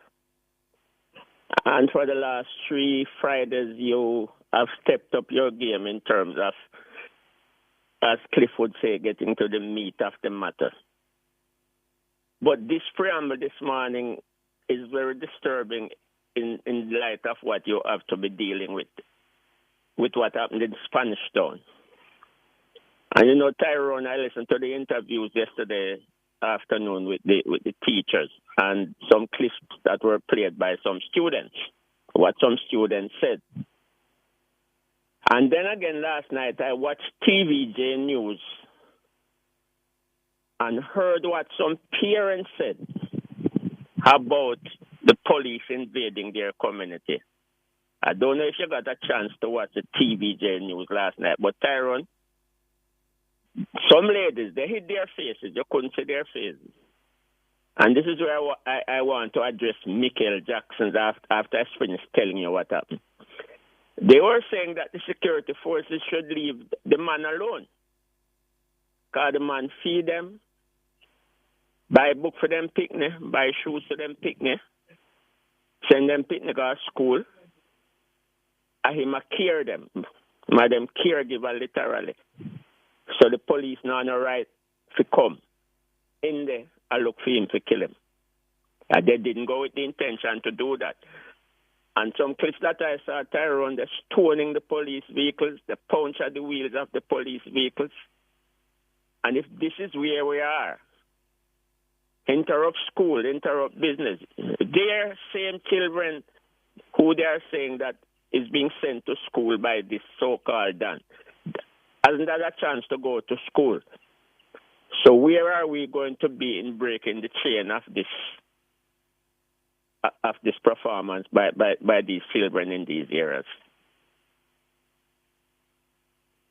Yeah, the same people preventing their children from going to school, preventing their loved ones from making a living. I mean, we have to decide what we want in. You know, we have to decide the Jamaica that we want. But they have already told you what they want, Master Tyrone. You heard what the ladies, pure ladies, you know. Leave the man alone. He's their provider. But at the same time, the children not going to school now and all the business place closing up. And then Miss Jackson. But the truth is, before you get to Miss Jackson, I want to say this because I think it's important, Masaryk. The truth is, we have so surrendered some of these communities to these thugs that if some of these people don't go out and speak glowingly about these individuals, their own lives might be under threat as well. And we have to accept that that is a fact. Some of them are not doing it willingly. So we have to accept that as well. You could be right. I didn't look at it that way. But, boy, as somebody said on YouTube to you, and as you said, the security forces have to take back Spanish Town. It has been happening in Spanish Town for years in a Tyrone. I don't know, you know. I don't know. And the principal said last night, this is the volcano always ready to erupt. Perhaps we should let this crisis go to waste. Maybe now is a good time for the security forces to strike while the iron is hot and take control of Spanish Town and its environs.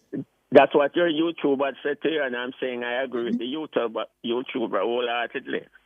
Now to Miss Jackson.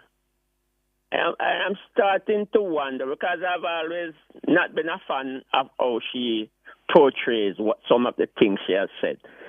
I'm wondering which country is she living.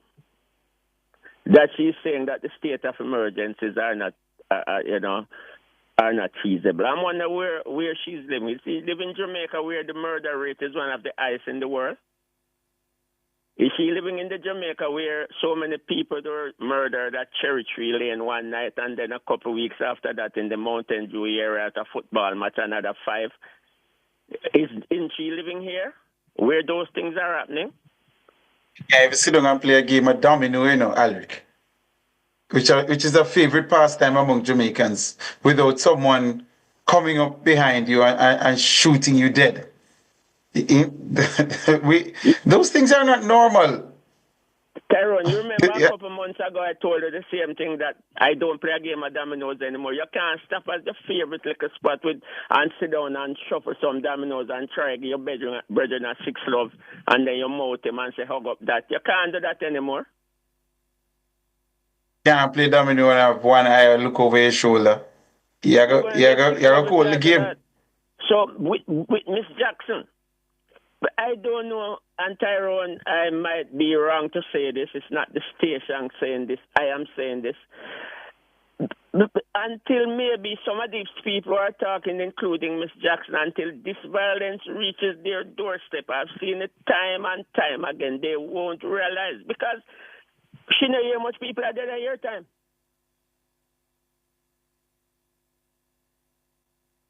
I challenge anybody who wants to argue that that is normal and that it doesn't require a state of public emergency. I challenge anyone who is of that view to a discussion on the matter. Anyone at all. Mr. Reid, most of the country should be under a state of emergency sometime when the violence erupts. And I heard Williams points that decent citizens can't go about their business normally because of what is happening. And Miss Jackson is saying that we know if we have them. Where she live? She under a rock or something somewhere? I'm losing respect for her so fast. Not for the organization. She's the spokesperson. She's the leader. And I'm losing respect for her so fast because she don't seem to be living here, Mr. Reid. She seems to be. No, I don't know that it's a personal thing, you know. She's communicating the views of JFJ, so I don't think you should lose respect for her personally. This is a disagreement on an issue. We can disagree and still maintain respect, yeah. Because I have respect for Michael Jackson. And I have respect for the rich history of the JFJ in terms of the work that it has done for those who have been oppressed by the state, yeah, and lobbying for justice on their behalf. But they're wrong on this state of public emergency issue. Jamaica is in a perpetual state of public emergency. Sir Reid, if you write a news clip and give it to your editors, George or Cliff Hughes, and they read it and they think what you are going to issue to the public is wrong. They would tell us, no, Tyrone, this is not right. We can't go to the public with this. Let's change this and let's do it over. So if she is the leader of the group and there's a consensus around what a statement like this that she has made, she should be able to say to them, no, we cannot go to the Jamaican people with this. This is not a good look. We cannot. It's better we don't say anything. And that's all. I'm not a member of the JFJ, so I don't understand how the inner workings go. But I do know the JFJ is my best memory that the JFJ has a board. All right. So the decisions that are taken, I don't think are solely the purview of the executive director, which is Michael Jackson. So I don't know that we should aim our arrows at Michael Jackson.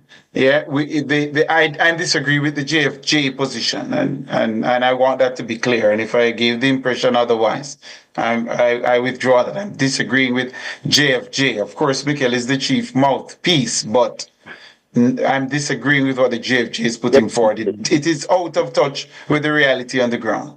The buck stops there, Mr. Reid. And before I go, let's shout out your fan club, the two Jeans and Mr. Holness and Mr. Beckford. And big up yourself. Have a good weekend.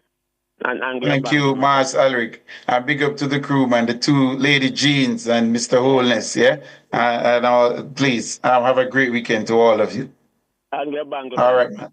Yeah, man, and all the best to your lovely wife, Mars Ulrich. Take care. All right, we're up on the break. I know we have Trevor on the line.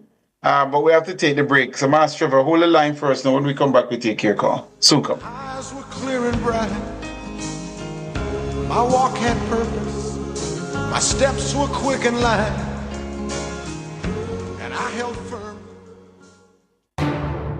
Resolve your conflict peacefully with restorative justice. Call 876-906-4923. The time by the Ministry of Justice is 10:46.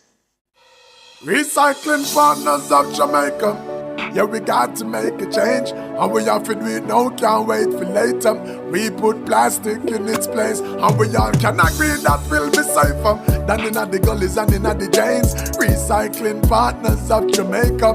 We put plastic in its place. Well, I said no matter about your class or status or title, got to be responsible and recycle. Yes, we have talk about plastic buckle boat. You have to make sure say you're the right type to. So look for the triangle with the one or two. But that don't matter could a yellow or blue. You have to just make sure them empty, collect them plenty. Recycling revenue. So listen up Jamaica, I'm saying it's time to make a change. Recycling partners of Jamaica. We put plastic in its place, and we all can agree that will be safer than in the gullies in the heavy rains. Recycling partners of Jamaica, we put plastic in its place. Guardian General Insurance Jamaica Limited wishes to advise our valued customers and the public that our Kingston office, located at 19 Dominica Drive, Kingston 5, remains closed. Customers may visit us at Guardian Life's head office, located at 12 Trafalgar Road, Kingston 5. Contact us via telephone at 876-926-3720 or utilize our online facilities via myguardiangroup.com to transact business. We remain committed to serving you and apologize for any inconvenience this temporary closure may cause. Are you equipped to protect your organization from financial crime? The University of the Commonwealth Caribbean, in partnership with the Anti-Money Laundering and Financial Crimes Institute, is offering internationally recognized certifications in anti-money laundering, improved compliance with certifications in FCPA, fraud risk management, countering the financing of terrorism, and more. Visit www.ucc.edu.jm or call 876-906-3214 for more information. When last you get good bun, you don't know good bun until you have a mother's bakery bun. From you pull open the wrapper and it's soft so till. A sub bun for nice. And from when you take the first bite, love it so till. A sub bun for nice. Beg your piece. Get your own mother's bakery bun. I will buy one off you. Yes, but I will charge a convenience fee. I will take one. Me too. Mother's bakery buns. A sub bun for nice. Try them today. Our phone numbers are 630-9371, 630-9372, 630-9373, 630-9374, and 618-8255. My hands were steady, my eyes were clear and bright. My walk had purpose. My steps were quick and light, and I held firm to what I felt was right, like a rock. Welcome back. Thank you so much for sticking and staying with us right here inside Cliff Hughes and Line. I'm Tyrone, Reid. We're working the phone lines. Top of the morning to you, Sir Trevor. You're with us. Morning, Tyrone. Good morning, man. How are you? First talking to you. Give thanks, man. Appreciate the call. Yes, sir. Happy New Year. Thank you, and likewise to you and your family. Yes, sir. Tyrone, this morning I called to talk to you. I talked to Mr. Hughes a couple of times, but first I talked to you. And what I want to talk to you about is the crime situation. Tyrone, all administration that take office in Jamaica, from the PMP to the labor rights side, they don't take the right approach to crime. They don't, up to now, they could have buy ballistic vests, motor vehicle, and all different kind of things. Tyrone, we don't go and get rid of the crime if we don't approach it the right way. Because watch me now, Tyrone. All stakeholders come to us and them said, crime is everybody's business, and we must join the fight against crime by telling the police what we know. Well, Tyrone, crime cannot fight. Crime can solve, but it cannot fight. Crime is a thing where we have to take serious in Jamaica. We cannot just get up and play around crime like we go to bed tonight and get up in the morning and feel say this can work. No, I don't want to know nothing that I can go tell the police. I don't want to see nothing happen that I can go tell police. I don't want to know nothing that we go tell police, because we all know how the culture go in Jamaica in farm after dead. What we must try to do, Tyrone, is prevent it. And what I have seen happening all the years, I'm 62-year-old now, I'm going 63. I'm born in Jamaica, I never travel yet, I never leave here yet. I depend on the road, Tyrone. I see man dead in front of me. All different kind of things happen to Tyrone. All different kind of things. And everybody been getting up on them, been jumping on the bandwagon, just the SOE and the. Yes, it is necessary, Tyrone, but it's just like a short-term measures. What about the long-term and the medium term? What about the long term and the medium term? Well, I take this opportunity to tell you this morning, Tyrone. I have a crime plan. And the Gleaner do an interview with me already and publish it. And I want to meet 4 gentlemen in Jamaica, Tyrone. And those 4 gentlemen is Renito Adams, Mr. Christopher Phillips, who did in charge of Maypen Police, and Mr. Keith Duncan, and a man in Maypen named Mr. Shigori. I want to meet with those 4 gentlemen because they have the critical point that they make towards crime, Tyrone. And if the government don't go that direction, Tyrone, they will never deal with crime in Jamaica, Tyrone. Tyrone, you hear what Mr. Phillips say? Him say, when him check the most wanted list for Clarendon, and some little boys just leave school the other day 4-5 years ago. You never see them in a school or identify them to do something with them. They will, Tyrone, that's what the crime plan based upon. The family, the home, the village, and the school. That's what it based upon, Tyrone. And, you know, sometimes, Tyrone, you just sit down and watch certain things because I think taxpayer money been wasting for all the years by doing this thing. And what we must try to do is to do the right thing, and we won't have to spend so much money with equipment. We never have to do it if we just approach crime the right and proper way. We can't look for the little pitney them are grow up and you see them really rude and out of order. You don't try to do something with them. And you wait till they reach 17, 18-year-old, you have police out on the road. Well, make I tell you something this morning, Tyrone. If I did sit down in the office where Mr. Chang sit down in, and you can believe me, Tyrone, I would have made them pick up gun off a road like plastic buckle, Tyrone. Because you know the reason why? As long as the man them see who pick the gun when they carry come, the gun will always be on the road. And we must find way to get somebody on our YouTube channel is challenging you, do you know, Mass Trevor. Is saying when somebody on our YouTube channel is challenging you because he said Renita Adams is one of the men you'd like to meet with. I gather he would be a part of your crime strategy. No, sir, because they make some critical point And no, but would he be a part of your crime fighting strategy, Renato Adams? Yes, sir, because I don't mean you know, sir, go there with gun and all those things, you know, sir. I need to sit down with them and we discuss and get this thing together and get it to the government because there is some channel which Let me tell you what one of our YouTubers is saying in response to what you're saying, Master Trevor. They said under Renato Adams, when he was a senior superintendent of police in the JCF, crime was high, the murder rate was still high. So if he had the solutions, I gather is what this person is suggesting, it would have been implemented then. Why would he be able to help now? No, sir, because Mr. Adams was working some other way. Now he has some critical speech to make, which is very interested. Very interested in what he said, Tyrone, you manage it because at the time when he was there, he never have this start to put to the government. All right, I have to leave it there though, Master. I'm trying to squeeze in a few more calls before we have to get to the break, all right? But thank you for the call, I appreciate it. Have a great weekend. All right, Tyrone. We will talk again, sir. Good. Churchman, good morning to you. Good morning, Mr. Tyrone. Anglia Bandleman, how things?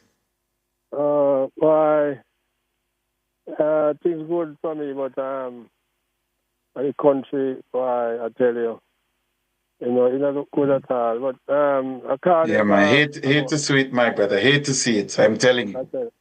I called you about three subjects, topic. From before burial, the hurricane that came the last time. I was calling JPS about a light fire in Spring Grove, for us, Manchester. And I called him, my wife called him. I called Durban program. I called another one on the program there, Durban program. And no. You don't call Nora. If it's a JPS issue, Nora is the lady, You call Nora again? What happened, to a long time I don't call Pittsburgh Station a couple of years well. But well, look here, man. Nora Gay is the lady, man. She can help you with JPS. So you're going to hold the line and talk to Nora after this. What is your second issue? No, I want to tell you what I'm talking about. I'm telling you how to get help doing it. No, yeah, but I'll just explain what happened. Because when I look at what's happening now, it looked to me like there's no one running the country because right now there's some breeze on here, right in Spring Grove, and I tell you about there's some what down in Spring Grove? Some breeze, what? Windy. Okay. Breeze. And I tell you, it's like a judgment a while ago, sir, about a hour ago. The wire chopped in two and a pay fire. And right now I pay fire because as the breeze blow, the wire them together and I pay fire right now. And I called JPS could be about a hour and a half. And he listening no. Nobody turned up and it's really serious because you have children walking the road and the light wire dangling in the road. Where is this? Where is this, my good sir? Tell me the location again. Spring Grove. Spring Grove? Yes, sir. In Porus in Manchester? Yes, sir. JPS? They call here is saying, 1 second for me, Churchman. Says Spring Grove in Porus out in Manchester. There's an emergency regarding power lines that he says are downed. Yeah, they're underground, you say. The wire. Yeah, man. So they're now underground. Those power lines are underground. Yes, the wire. And all right. Dangling together, tie up together. All right. So JPS, there's an emergency happening out in Spring Grove there, according to Churchman, that requires your urgent attention before someone gets hurt. So JPS, please see if you can get your team out to dispatch a team out to Spring Grove in Porus, Manchester. All right. Yes. And one more thing, sir. As you were talking about the crime there in the country, fighting crime. You can't fight crime, sir. As the first mistake. You can't fight crime. Because what them do, that's a fight crime for years. And they still not win. And it's like a factory now. The government have a factory for the criminal because they put them in the prison there. You don't rehabilitate them. They come out worse. And you think you say what's happening now? You want some people with vision because when you put them in the prison there, you should rehabilitate them that when them come out, they can be good to society. So right now you need to have them working. The prisoner them should be working and learning trade. And sometimes you can't have them asleep on concrete. You know, you're not giving a proper thing. You must have them, the bed now to be 100%. But you can't have people like a animal, you know.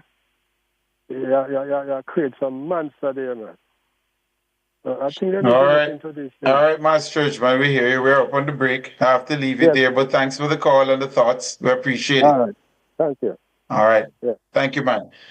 We have Emmanuel and Errol lined up, but we have to take them when we come back from this break. Please, stick and stay with us. My hands were steady. My eyes were clear and bright. My walk had purpose. Super healthy, super happy. SuperMed located in Kingston, St. Thomas, Portland, and St. Mary. The time by SuperMed family of pharmacies and Hughes Den Pharmacy is a minute after 11.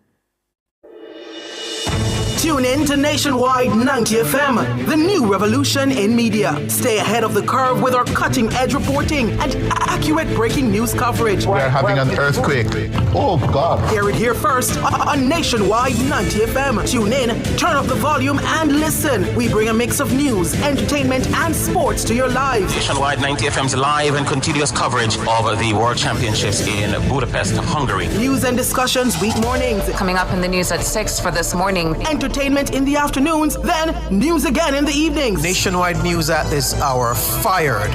Also tune in to the entertainment and sports shows in the nights and on the weekends. It is Boy Things After Dark right here on Nationwide 90 FM. Everything is news, from current affairs and entertainment to sports, business and other categories. Nationwide 90 FM. This is Beanie Man. Give it to them. Zaga, Zen. From every whisper to every commotion. That's rubbish. The KSAMC cannot investigate itself. Every news story unfolds here first at Nationwide 90 FM, the new revolution in media. Every sound is a story, and every story we share is news.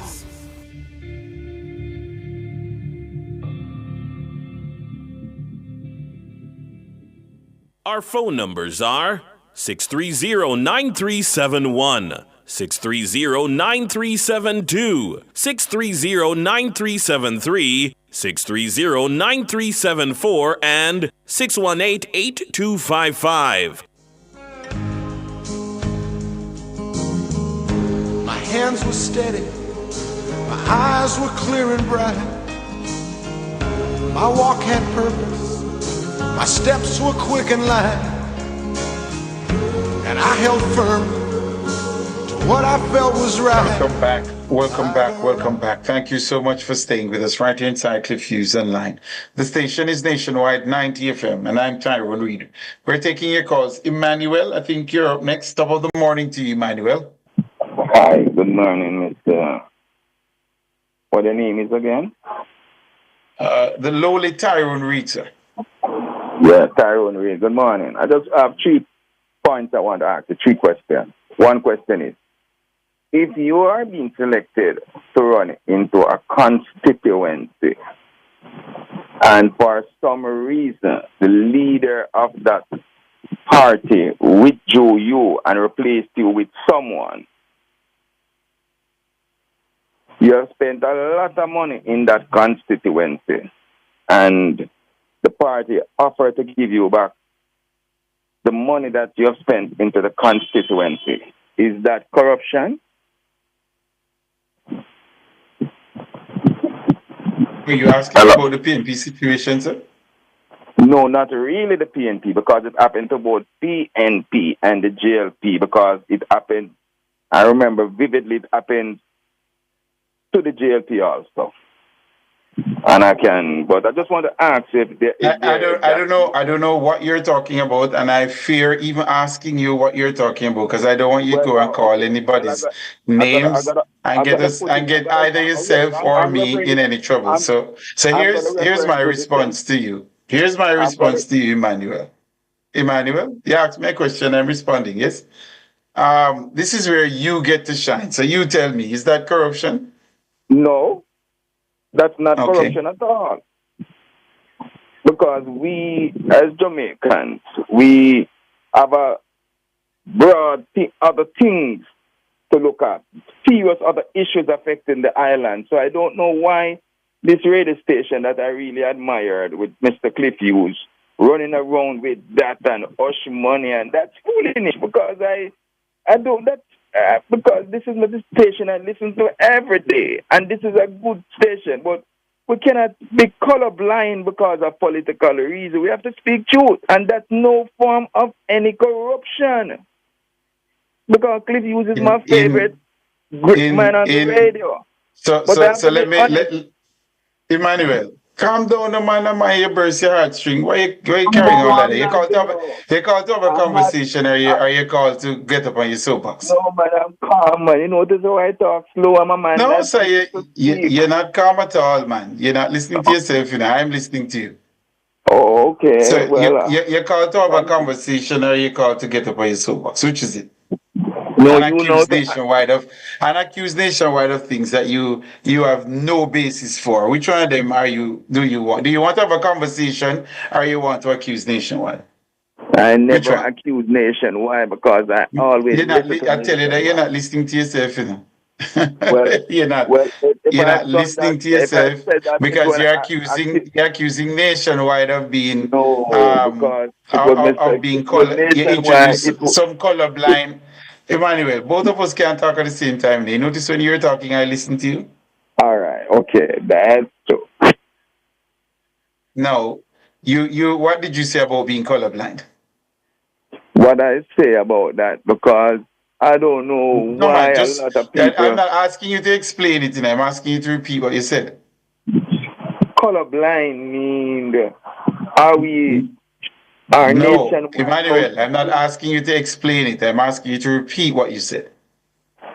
Well, you know what I said already. You know what I said. No, I'm asking you to repeat it because I don't want to mischaracterize what you said. A lot of people is getting colorblind or putting. That's not what you said. Well, we're putting. You know what? Let me leave that alone because you're not going to repeat what you said. So you're saying based on your understanding of the situation and you're close to the situation, what happened was the person spent money in the constituency and they're being reimbursed that. Yes, nothing wrong with that because it is that's basically, and you're saying you have inside information on what happened. Yes, I know what happened.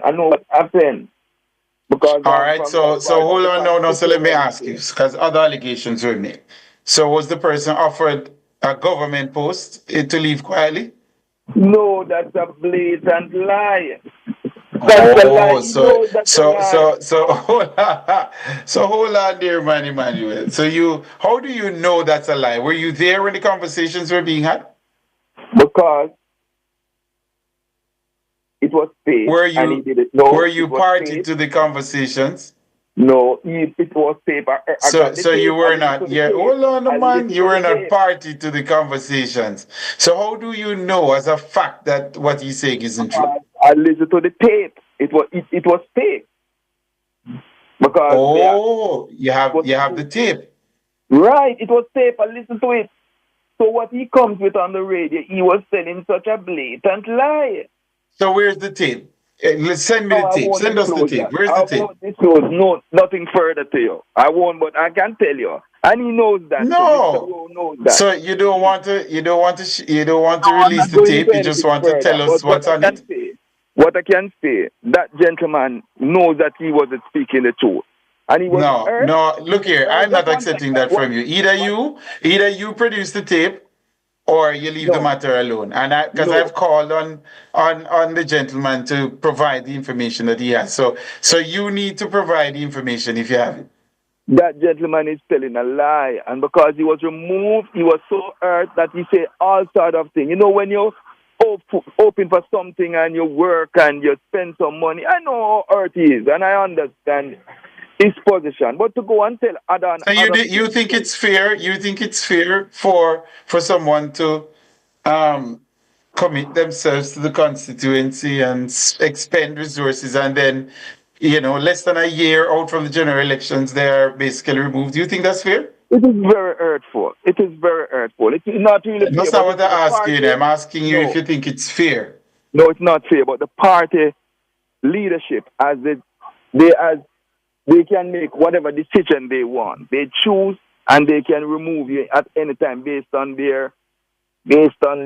No, you said Emmanuel, that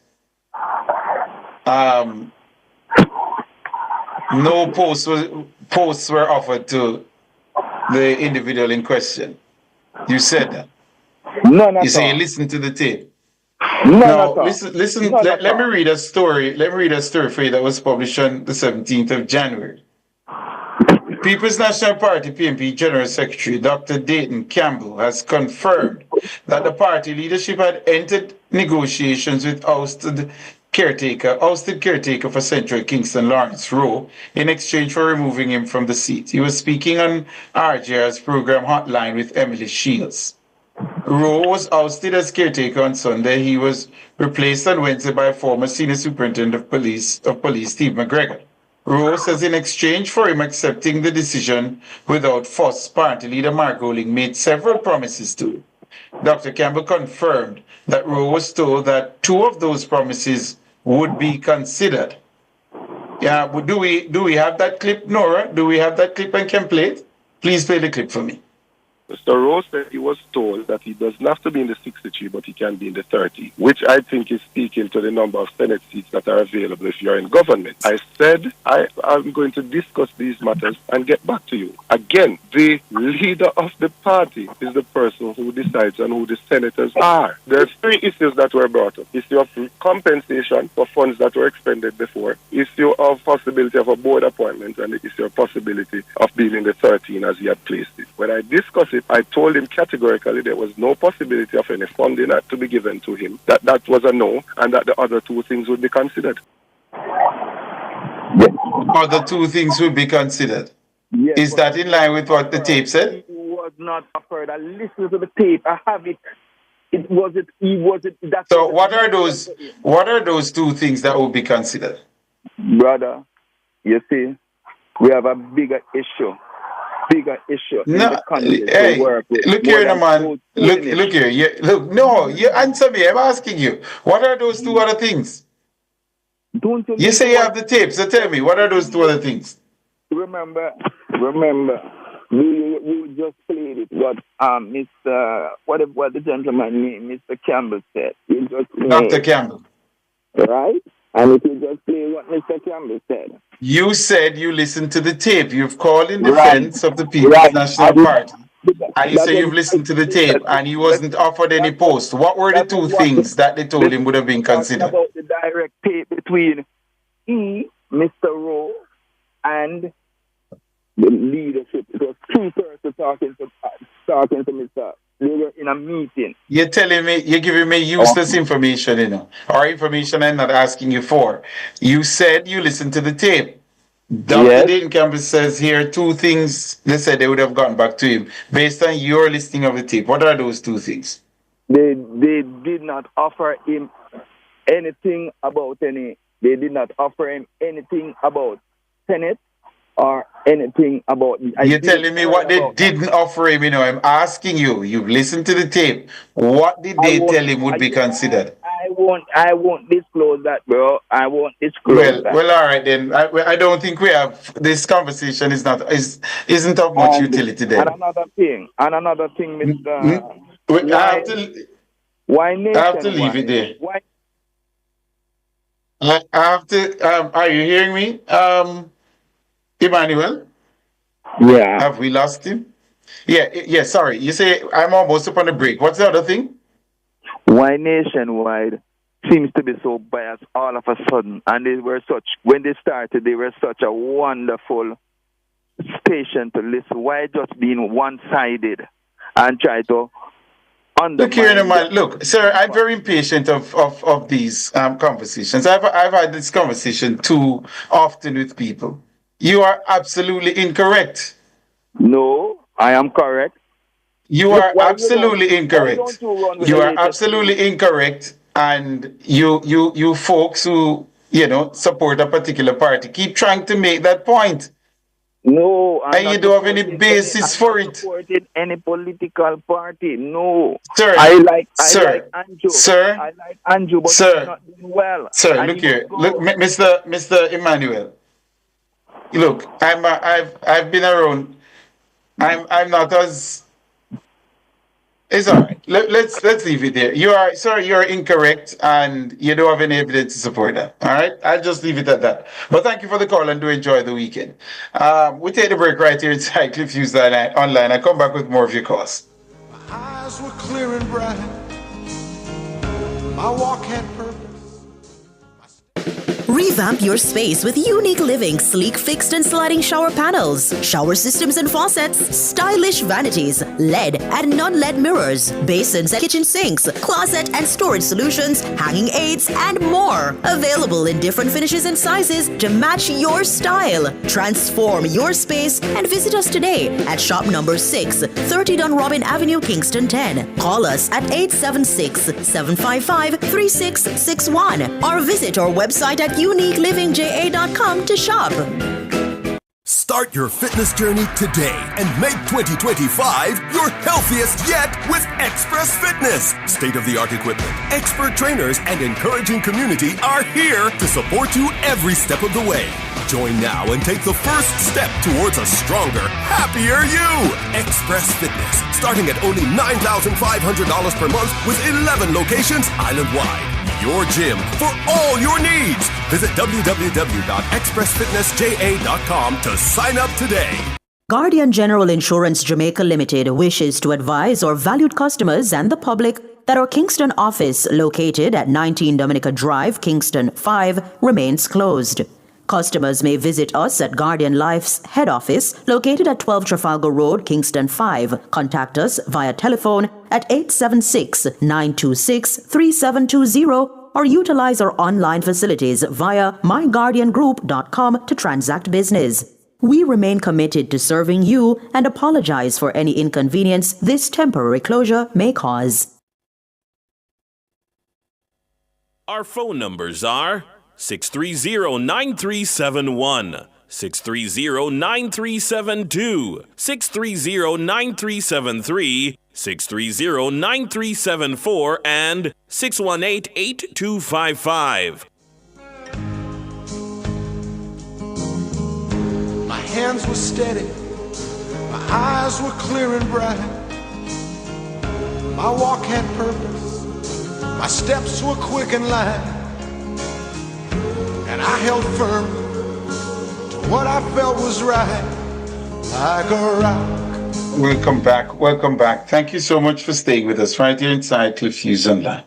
We're still working the phone calls, the phone lines. Errol, good morning. You're up next. Good morning. Good morning, sir. Yeah, when I talk about the crime rate, I don't believe that crime can stop and it won't stop, because with a lot of us working on a construction site, because all of this that young people don't want to work, and when we choose to work, when weekend come and we get paid, the boss will come and tell them that no money not running this week until the other fortnight, and when it come, it's the same thing. They just give us a little.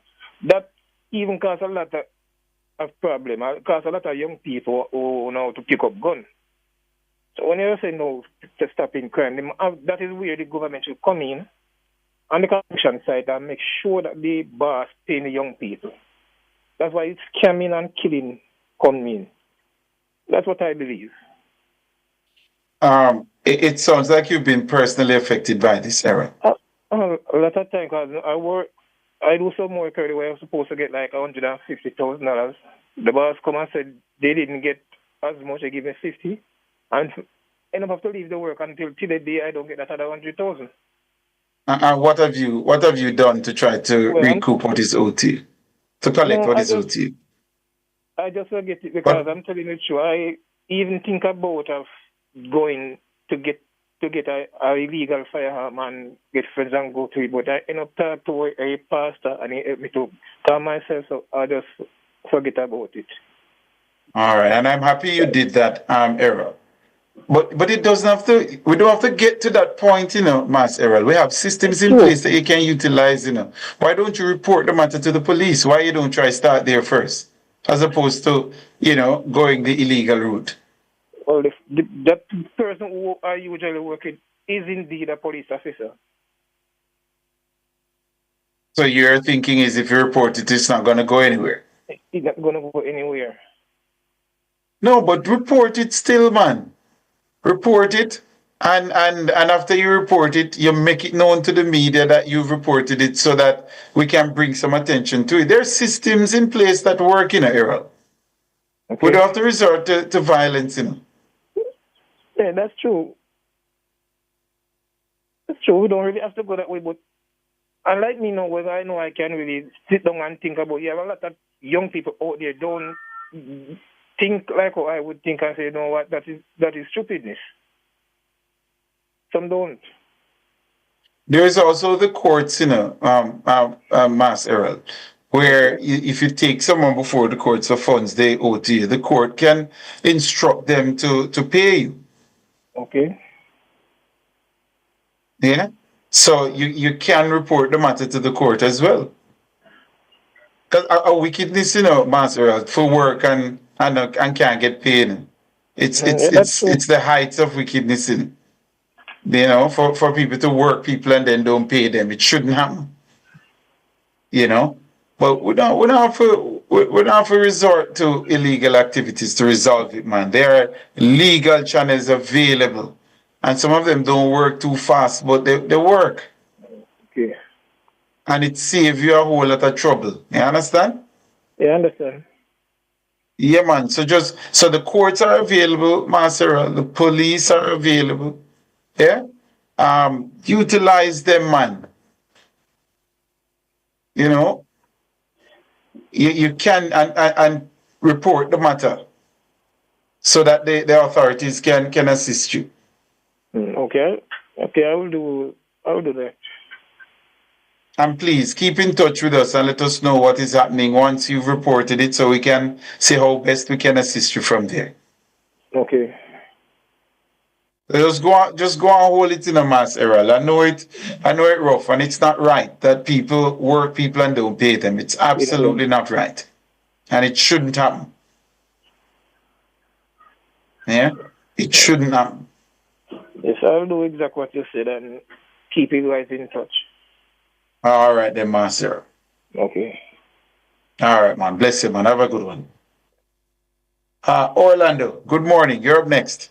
Morning, Tyrone. I'll try to be as brief as possible to get my little point across. From a practical point of view, what would you say is the reason why we are maintaining the Jamaica Defense Force? Hello? Because we're a sovereign state that needs an army? Yes, but from a practical point of view, the chances of us standing up to an external force is very limited. So essentially it is to provide assistance to our local law enforcement. Essentially that's what it works out to be. Well, they do that, right? And you never know, You never know when you might need the army to stand up and protect you against. From a realistic point of view, hold on, I'm giving you a realistic response. Mm-hmm. You never know when you might need an army, and when you need an army, is not the time to try and raise one. And I agree. That is the realistic view of maintaining the army. Right. So they do other things as well, sir. It's not just that they do. They do other things. When we are confronted by domestic terrorism, like what is happening in Spanish Town, if we can prove the metal of the JDF in a situation like that, what are the chances of us defending the country to an external force? I'm saying all of that to say, when the police come under heavy fire like what is reported, why isn't the army brought in full force, including the air wing? So if they need to drop incendiaries or whatever on the warring faction, because it is a war, you know. It is a war. You want them to drop bombs there? Whatever is necessary to deal No, with man. What are you saying? What are you saying, my brother? I am no, saying, man. Come on, man. That is extreme. You cannot have gunmen engaging the police and the police coming under such fire, and we have a JDF army and air wing. I am saying they should be assisted in whatever and be forced with force. No, you're not being reasonable. You're being absolutely wild. Because if you're going to get to the point where you're talking about dropping incendiaries on people, no, sir. Absolutely not. Yeah, we're not supporting that. And that's not why the army is here, to drop bombs on its citizens. I didn't use the word bomb, sir. You use it. Which word did you use? Which word did you use? I never use the word bomb. What did you say? I said whatever is necessary to include. No, man. Yes, you didn't. It might be. You said drop what on them? What did you say? It could be a hand grenade. It could be a hand grenade. You have so either way, you want to bomb them with hand grenades. You say, right? It is absolute. If necessary. No. This is what? This is Orlando is the name, yes? Yes, sir. Orlando, you are out of pocket and absolutely not. Cannot be tolerated, I suppose. Force is needed to meet the force that they are coming with. And I might be looking over the top, yes, but I'm just using that to say. No, you're not looking over the top. You've flown over the cuckoo nest, Orlando. Army sitting in a park camp, and the police is coming under the kind of pressure that they are coming under. Orlando, the army buttresses the efforts of the security force of the police. Yeah. You've gone way past what is regarded as reasonable. As well, where we have the city being locked down because of criminals. We are giving over to criminality, and the criminals have the power. Yeah, but your argument is not the response. Yeah, absolutely not agreeing with you. Whatever level they take it to, we need to match it. That's my point. We can't have an army sitting in a park camp while the police Orlando, I hear you, Orlando, and I don't agree. I don't agree. You said it. Was there another issue you wanted to address? I hear you, and I'm not in agreement. What I want to address today, because it is sickening to know that we've been held to ransom like that, and we have and the police can't cope. It is sickening. No, but you're arguing as if the army doesn't help the police. What kind of and your argument is not factual. We need to take it to another level where we need air support when they have these encounters. They need the air wing to be in. We need to call upon the fullness of the army to deal with the level of domestic terrorism. It is domestic terrorism. It is a war. All right, Orlando. I hear you. Have a great weekend, sir. Yes, sir.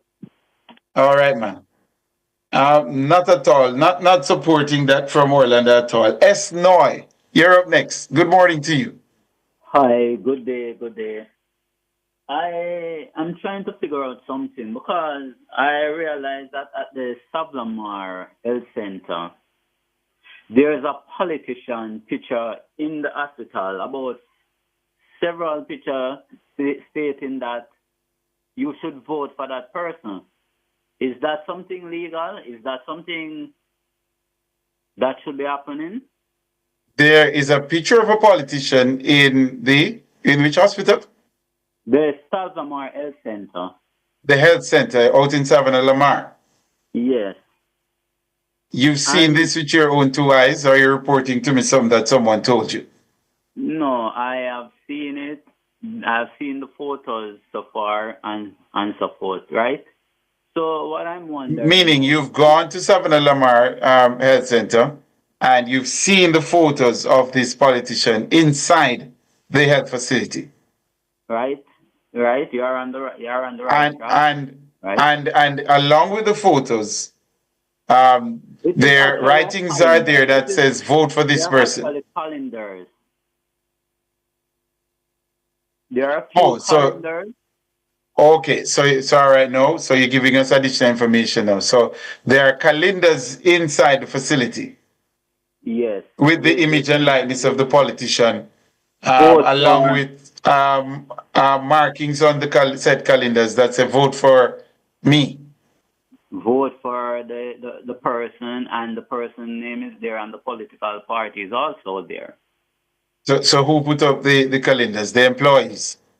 Well, I cannot say who put up the calendar, but I am wondering if this is a rightful act, because Well, it's a calendar. I would suppose someone can say they're using the calendar, but I would tend to agree with you that that's not you want those spaces to be free of any kind of political influence. So I wouldn't recommend that anyone put up that kind of a calendar inside a health center, right, especially because with a message like that that's asking for votes. what I know over the years, we should not mix up the health center. We should not mix up any government institution with things political, right? No. Right. I'm saying it's a reasonable thing. Those spaces that are for the public ought to be free of that kind of interference, I think. I would agree with you, Esna. Yeah, and the thing is, Mr. Voss should know better than that, because I think he has been an MP before, and whosoever put it up should know better than that, because this is a health facility which it caters for both people from the Jamaica Labour Party and people from the opposition party. But you don't know who put it up, so I wouldn't call names and say people should know better. You don't know who put it up. Already. It should have been removed. No, I'm agreeing with you that it should be removed. But what I'm saying, you don't know, which based on what I'm hearing from you, you didn't see who put it up, right? Right, but as I'm saying, based on the fact that this is a health institution, right, and there are more than one copy of this PMP calendar in the health institution, right? This person is not even an MP, which it is stating that, well, the government such and such and such, nothing to do with health. And his calendar is pasted all over the health center. All over the general area where everybody sits in the health center? Yes. How many of them you see in there? What message is this sending to us? No, ma, how many of the calendars do you see in the location? I saw about 4. In one space? No, in different areas. Right, perhaps that's something the Ministry of Health needs to be. It's the health center in Savannah Lamar, you say. Perhaps the health center in Savannah Lamar, correct? Correct. So perhaps the Ministry of Health needs to have a look at that. I'm not certain. I agree with you that that's not something that should be encouraged. Not the JLP nor the PMP should have that kind of political campaigning being done inside a government facility like that, such as a health center. It shouldn't be encouraged at all. Right, because all right. That is painting a very distasteful picture. No, I'm agreeing with you, sir. So the health authorities, the people who have control over the health centers, which one of the regional health authority is that? They would need to have a look at this situation, with a view to have those removed. All right. So based on what you're telling us, that there are several of them in the space, they probably should consider removing those. Not consider, they should remove them because they are political aligned. All right, my brother. We have to leave it there, though. I have to run. We are up on, we've gone past the break. All right. Thank you so much for the call, listener. I appreciate it. This is Cliff Hughes Online. We're taking your calls. We take the break right here and come back with more. My hands were steady, my eyes were clear and bright. My walk had purpose, my steps were quick and light. And I held firm to what I felt was right.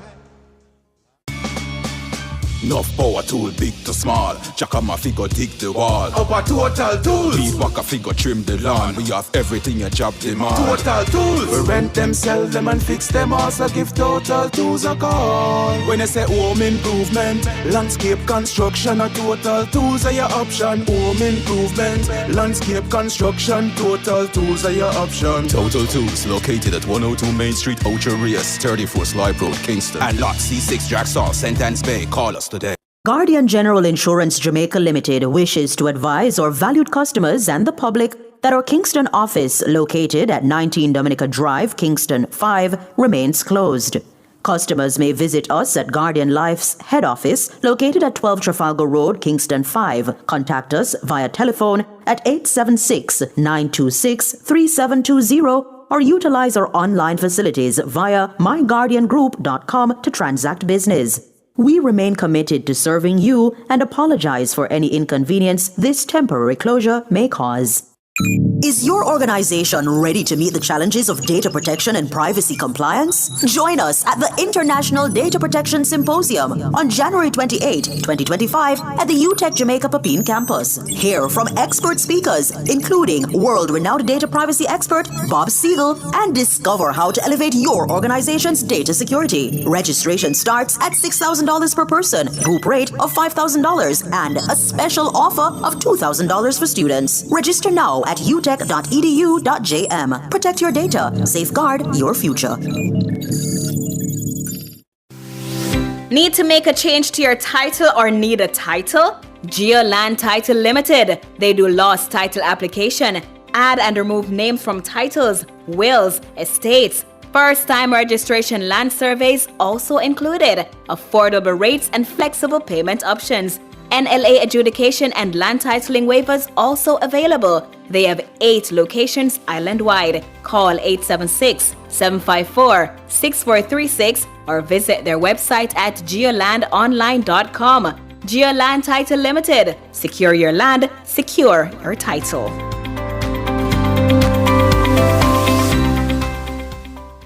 Come into the parlor, there's a welcome there for you. Welcome to the Mayor's Parlor with Desmond McKenzie. From 1 to 6 p.m. every Sunday, you'll now get more of your favorite vintage music.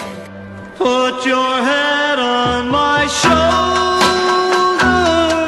Nationwide 90 FM will transform your Sunday into a musical time machine that will take you way back. Come with me. Let's go back in time. This magic moment.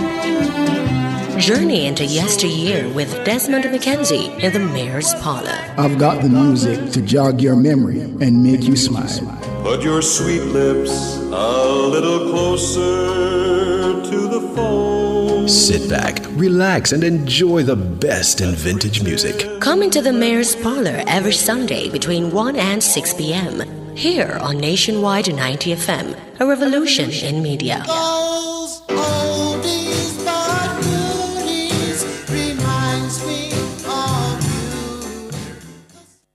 Our phone numbers are 630-9371, 630-9372, 630-9373, 630-9374, and 618-8255.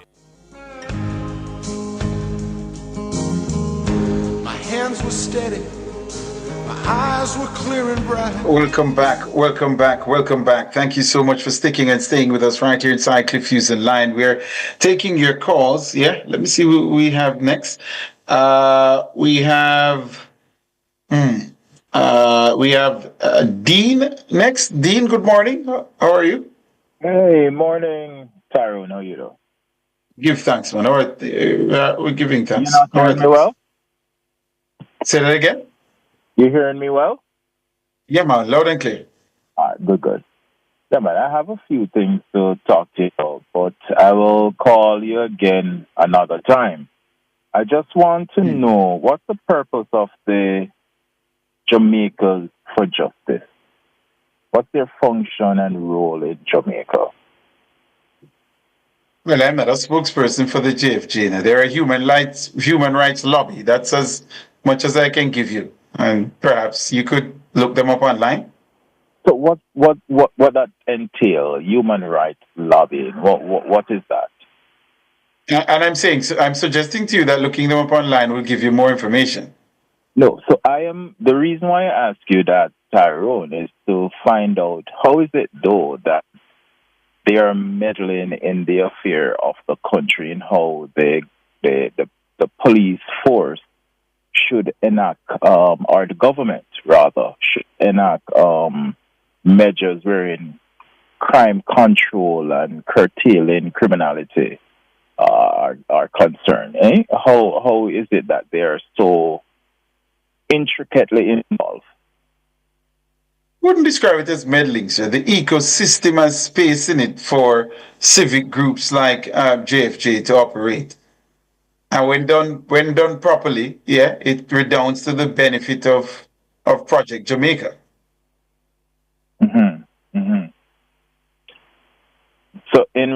So they can tell the government what they support, and what they're not supporting.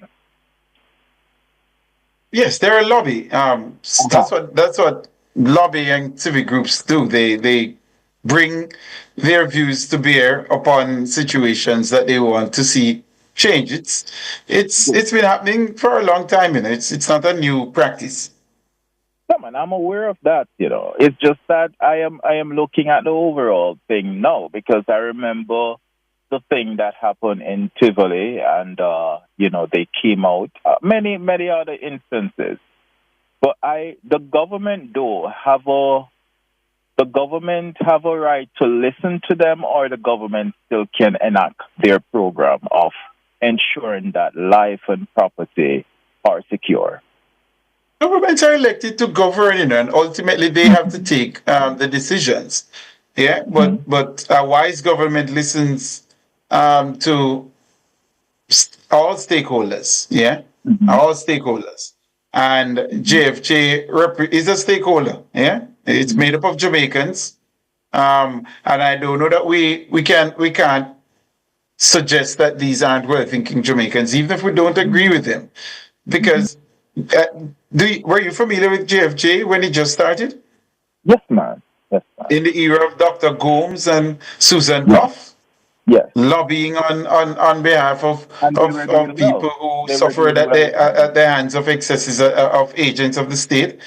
There is a space in the ecosystem for, bodies like JFJ.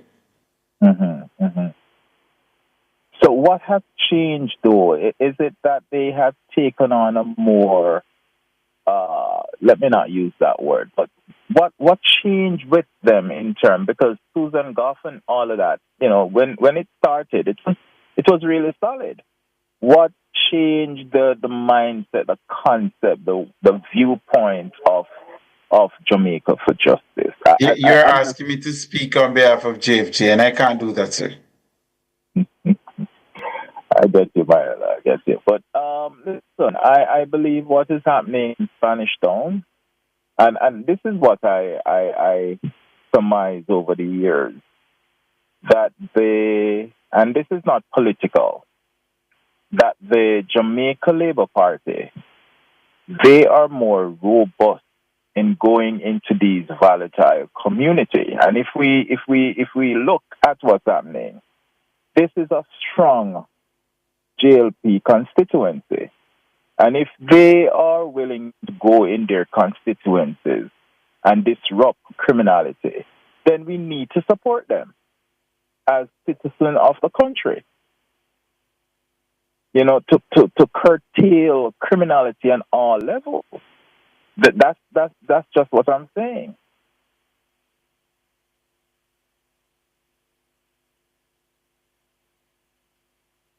I'm here. I'm listening to you.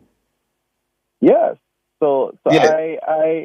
I think they need to rethink, on what they're doing, And because the they people you're are speaking looking, about people are is listening. the they you're speaking about is still the Jamaicans for Justice. Yes, yes, sir. And if I heard you correctly, the last thing you say is about support criminality on all levels. That was directed at the JFJ as well. No, man. I am saying that because people are watching, Tyrone and listeners. People are watching, people are looking, people are listening, and so people will tend to, just as though the integrity commission did what they do, right? People are saying they're wondering if FJ is also politically based. People are looking at these things. And on these things, what are these things that they're saying no to states of public How emergency? they're behaving towards the what is happening.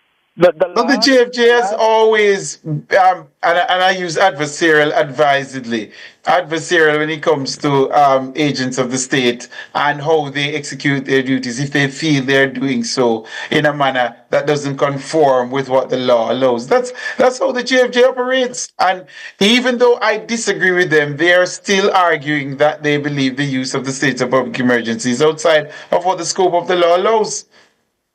So, how is that a political?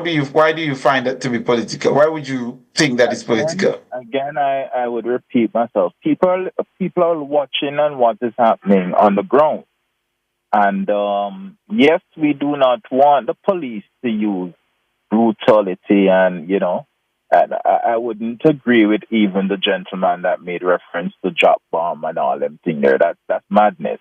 Yeah. Well, he said he never said bomb. He said incendiaries, which is basically Well, of it's course the he same knew thing, what he but was I don't know talking what he was about. saying. Yeah, But we know what he yeah, was talking, because he said and grenade is still bomb. Yeah.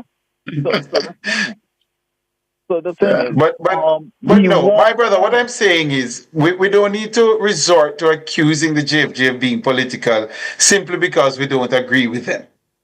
I disagree with them, and I'm not accusing them of being political. I disagree with them on this particular matter of say Jamaica is perpetually in a state of public emergency, given our murder rate. It's not normal. If you can recall, though, Tyrone, they did this many a times. Even the time, I think it's 2 years ago, when the government tend to have the criminals on the run, and they were having a lot of states of emergency to curtail the movement of the criminals. Right? When the opposition came and said they're not supporting anymore, they came again and said the same thing, that they're not supporting anymore. What you call it? Yeah, but simply because both the JFJ and the PMP may have the same point does not mean that they're political. You can't make that leap, is what I'm saying. I understand. So, all right. So watch this now. So I agree. Let me give you a flip side of the flip side of the argument. I agree with the use of the state of public emergency. Does that mean I'm JLP? Not at all, sir. Exactly, which is why I'm saying it's a non sequitur. You can't make that leap. You can't conclude that simply because the PMP holds the same view. You have to provide further and better particulars if you're going to accuse someone of being political or an organization. It can't just be innuendo. But I have to leave it there, though, my brother, because we've gone past the break. But thank you for the call. I appreciate it. All right. This is a radio. This is a radio advisory. The following is an advisory from JPS. The JPS Spanish Town office will remain closed today due to a flare-up of violence in the area, which has raised safety concerns. Customers may contact JPS through the My JPS mobile app or customer care center at 888-225-5577. That's Lime, or 888-935-5577. That's the digital line, or via social media at MyJPS online. JPS apologizes for the inconvenience and encourages everyone to remain vigilant and stay safe. This is Cliff Hughes Online. We take a break and come back with more. My hands were steady, my eyes were clear and bright. My walk had purpose, my steps were quick and light, and I held firm. Furnitureland at 112 Constant Spring Road is Jamaica's premier furniture retailer when searching for stylish and elegant pieces for your home. The time by Furnitureland is 11:50. Outperform, outlast, with top performance, Jackama, reliable, full stop, not comma. We have the expertise for drilling and demolition. We have the power tools for plumbers and electricians. Fancy select tools, free parts and free repairs. Free parts, free repairs. 2 to 3 years. Hilton, available at Delta Supply, 106 Hagley Park Road. Call us at 876-302-61124. Delta Supply. We service what we sell. Is your organization ready to meet the challenges of data protection and privacy compliance? Join us at the International Data Protection Symposium on January 28, 2025 at the UTech Jamaica Papine campus. Hear from expert speakers, including world-renowned data privacy expert Bob Siegel, and discover how to elevate your organization's data security. Registration starts at $6,000 per person, group rate of $5,000, and a special offer of $2,000 for students. Register now at utech.edu.jm. Protect your data. Safeguard your future. Yeah, here? If you're tired of a cluttered office space, then you need to call Corporate Interiors International. We offer top quality industrial shelving, filing cabinets, and storage cabinets to keep your workspace organized and efficient. Plus comfortable office chairs that will keep your team productive and focused. Visit us today at corporateinteriorsjm.com or call us at 876-630-0010 for more information. Corporate Interiors International. We sell solutions, not just furniture. Come into the parlor. There's a welcome there for you. Welcome to the Mayor's Parlor with Desmond McKenzie. From 1 to 6 p.m. every Sunday, you'll now get more of your favorite vintage music. Put your head on my shoulder. Nationwide 90 FM will transform your Sunday into a musical time machine that will take you way back. Come with me. Let's go back in time. This magic moment. Journey into yesteryear with Desmond McKenzie in the Mayor's Parlor. I've got the music to jog your memory and make you smile. Put your sweet lips a little closer to the phone. Sit back, relax, and enjoy the best in vintage music. Come into the Mayor's Parlor every Sunday between 1 and 6 p.m. here on Nationwide 90 FM, a revolution in media.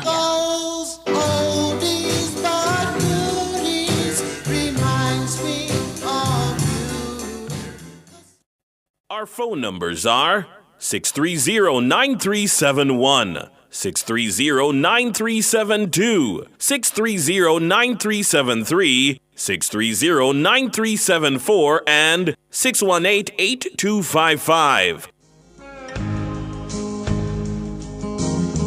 Welcome back. Welcome back. This is Cliff Hughes Online.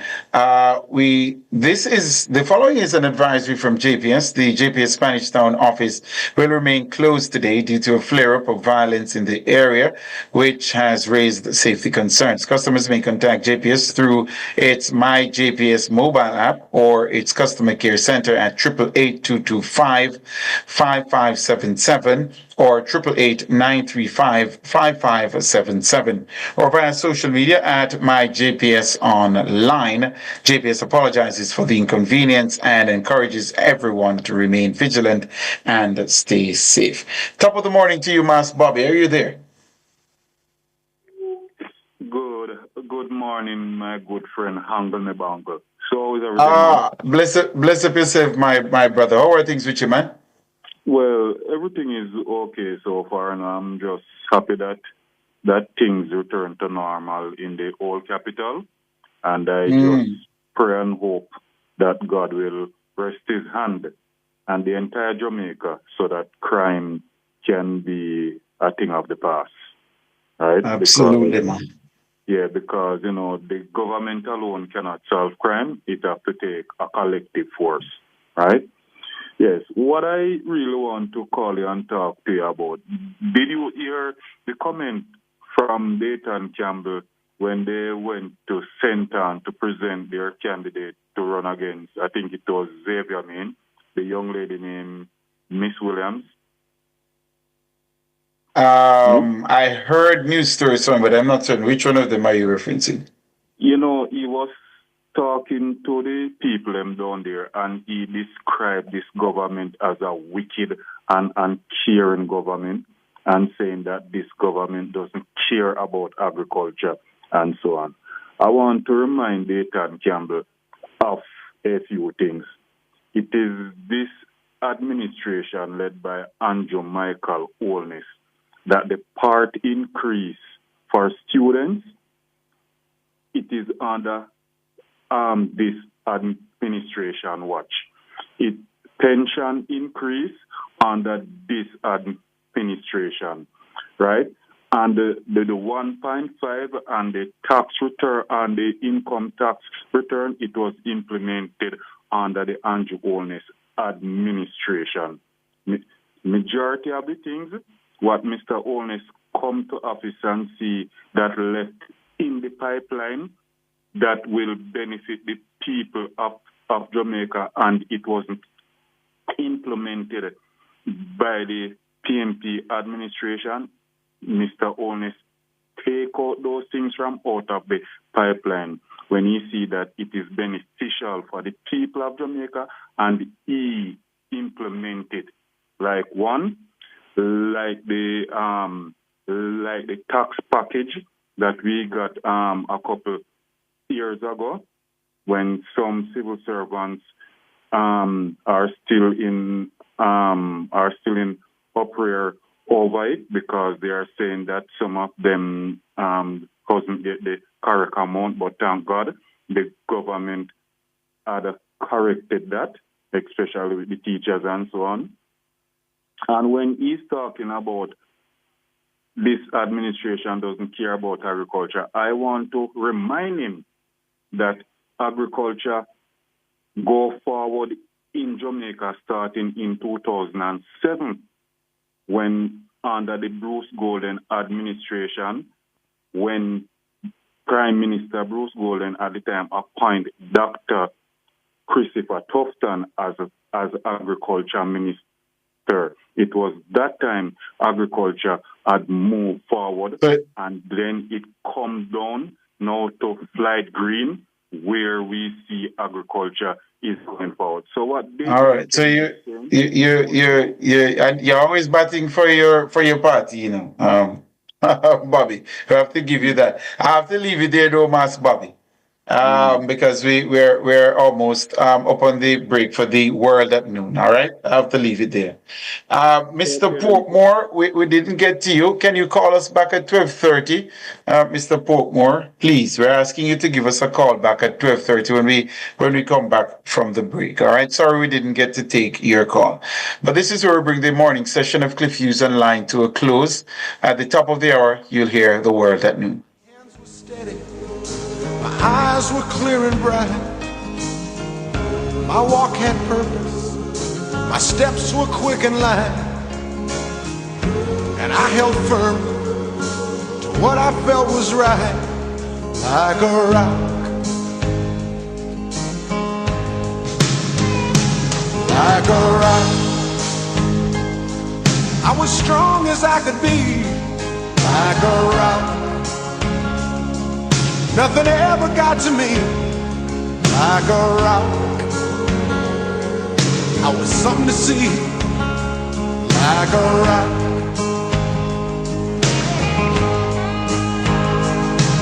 And I stood arrow straight, unencumbered by the weight of all these hustlers and their schemes.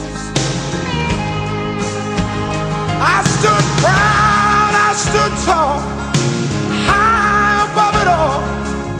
I still believed in my dreams.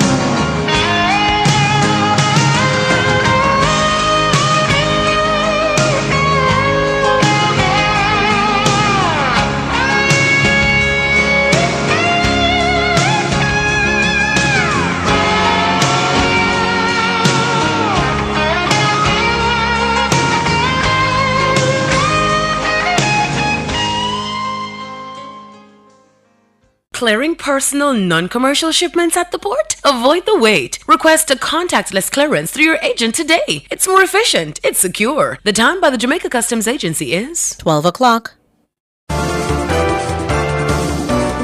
It's credible and factual. The World at Noon on Nationwide 90 FM.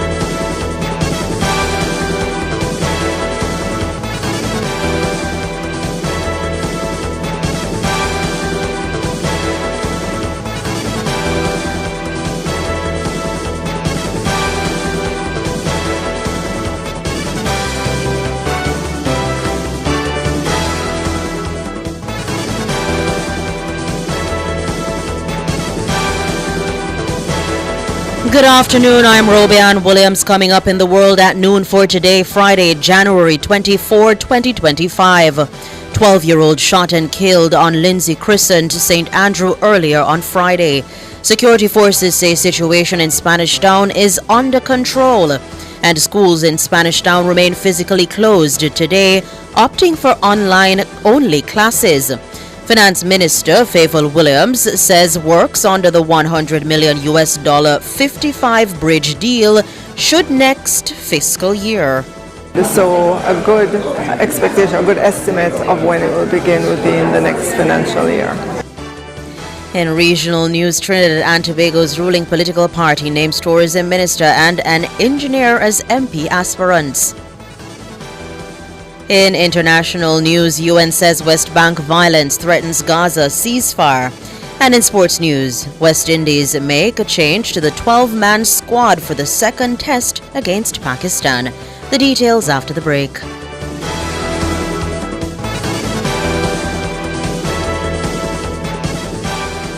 Is your organization ready to meet the challenges of data protection and privacy compliance? Join us at the International Data Protection Symposium on January 28, 2025 at the UTech Jamaica Papine campus. Hear from expert speakers, including world-renowned data privacy expert Bob Siegel, and discover how to elevate your organization's data security. Registration starts at $6,000 per person, group rate of $5,000, and a special offer of $2,000 for students. Register now at utech.edu.jm.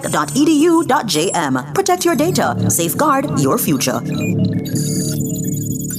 The Midday News is brought to you by Total Tools. Every tool, every trade. If it's news, it's got to be Nationwide 90 FM.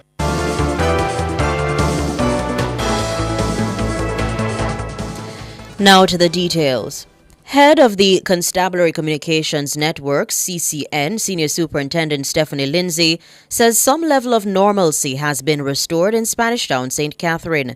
Speaking on Nationwide this morning on Friday, SSP Lindsay says the police and military will continue to maintain presence in the area. My last update from the commanding officer, things in Spanish Town are pretty much back to normal this morning. Overnight, they never had any reports of any incidents. We continue to have a very strong police military presence in the space so as to prevent anything from happening. But buses are running, the transport sector, their members are out. We expect that businesses will be opened as usual this morning. There is a tension in the area, but in terms of persons being able to move around, they are advising that people can go about their business as usual today.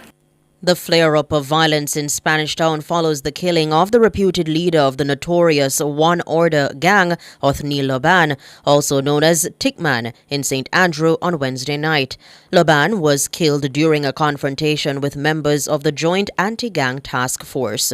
SSP Lindsay says the threat level against the police remains at an elevated level. So since the last communication from the High Command, so we rely very much on our intelligence, what we are getting. So that threat level has not been rescinded, so it continues to be high. We are out there to ensure that we protect the law-abiding citizens. So if persons notice that where we are now with the Jamaica Constabulary Force and the Jamaica Defence Force, based on our strategy, we are able to mobilize and to take control of situations very, very quickly. And I think that happened in the Spanish Town space yesterday. And we know the nature of the community, so we are not going to let up. We're going to remain in that posturing, ensuring that persons are not disrupted and are safe to go about their business. So far, so good. The citizens have been cooperating.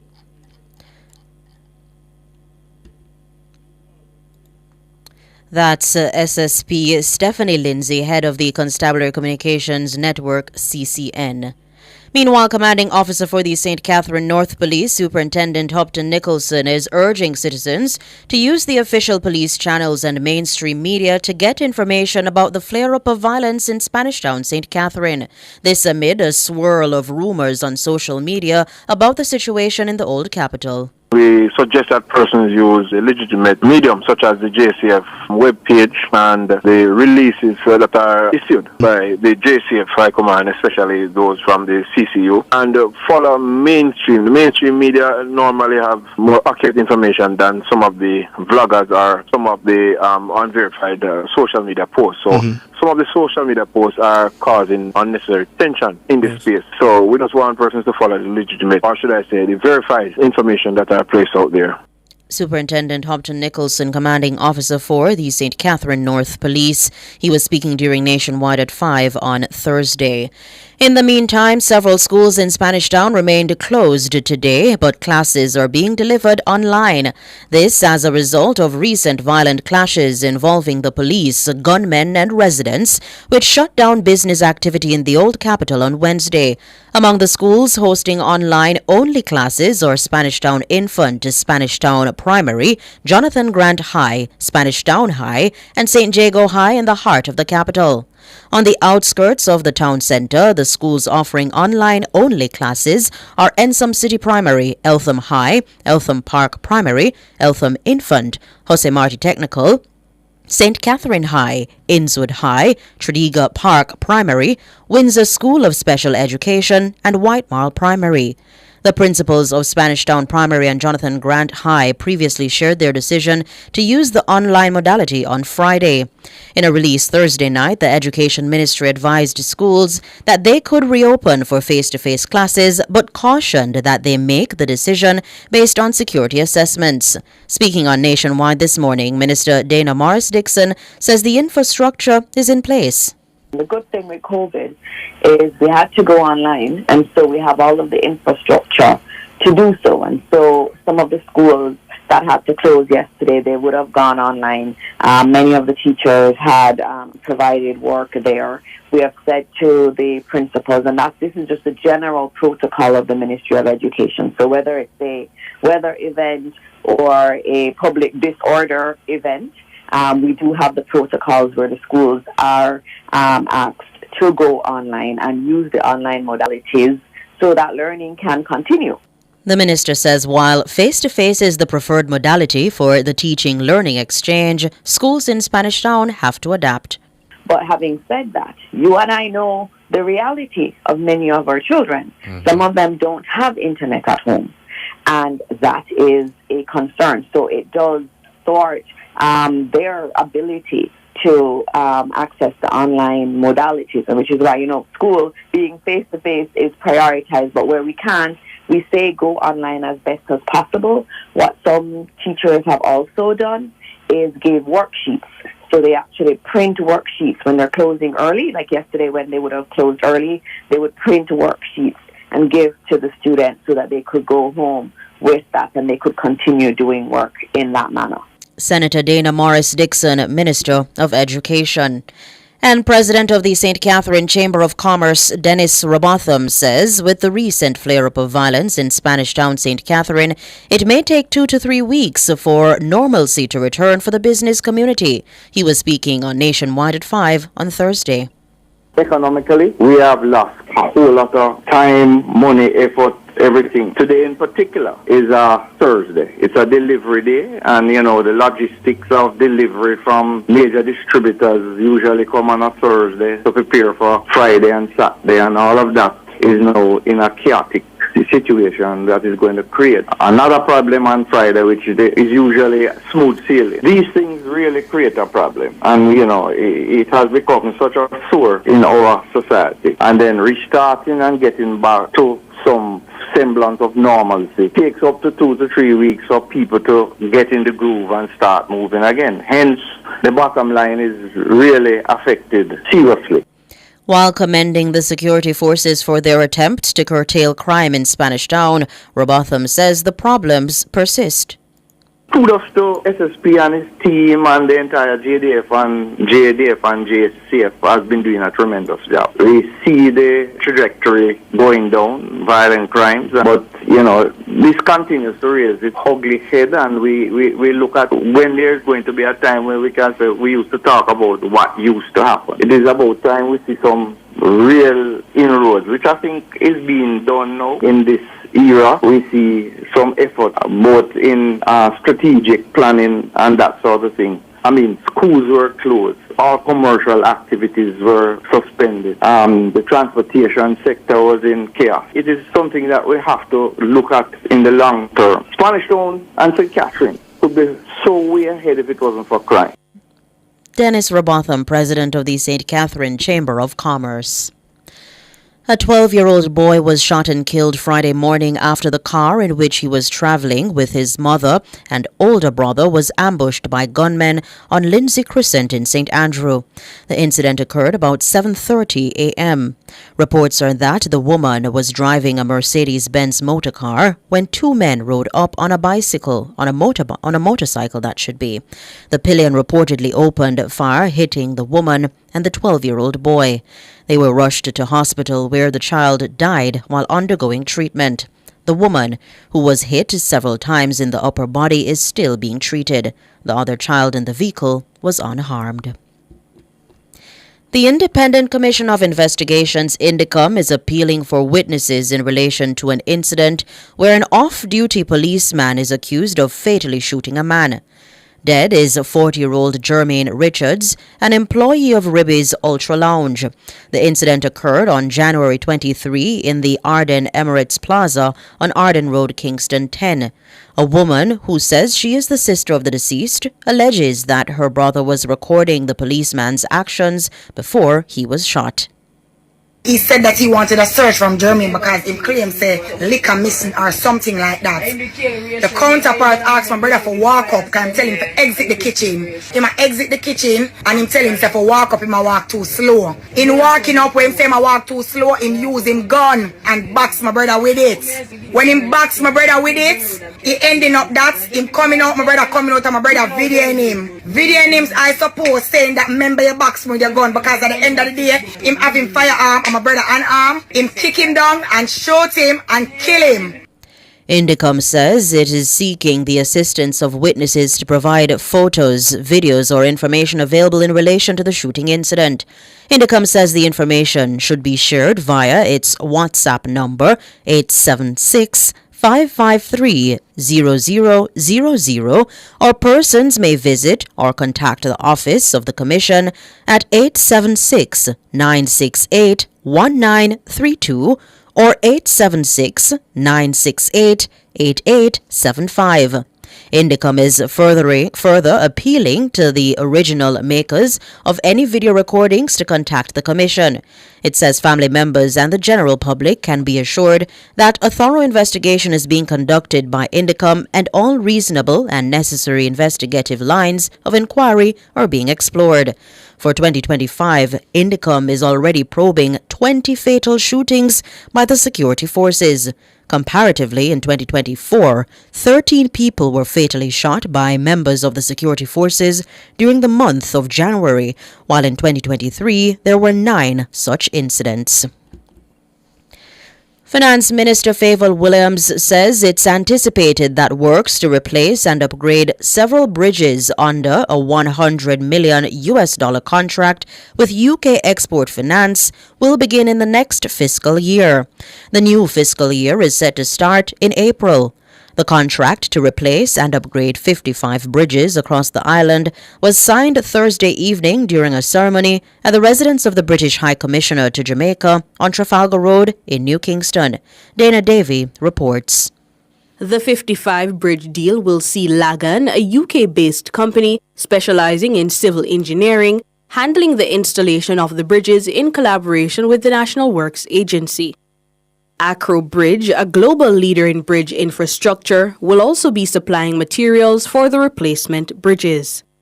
Minister Williams and Works Minister Robert Morgan signed the contract on behalf of the government.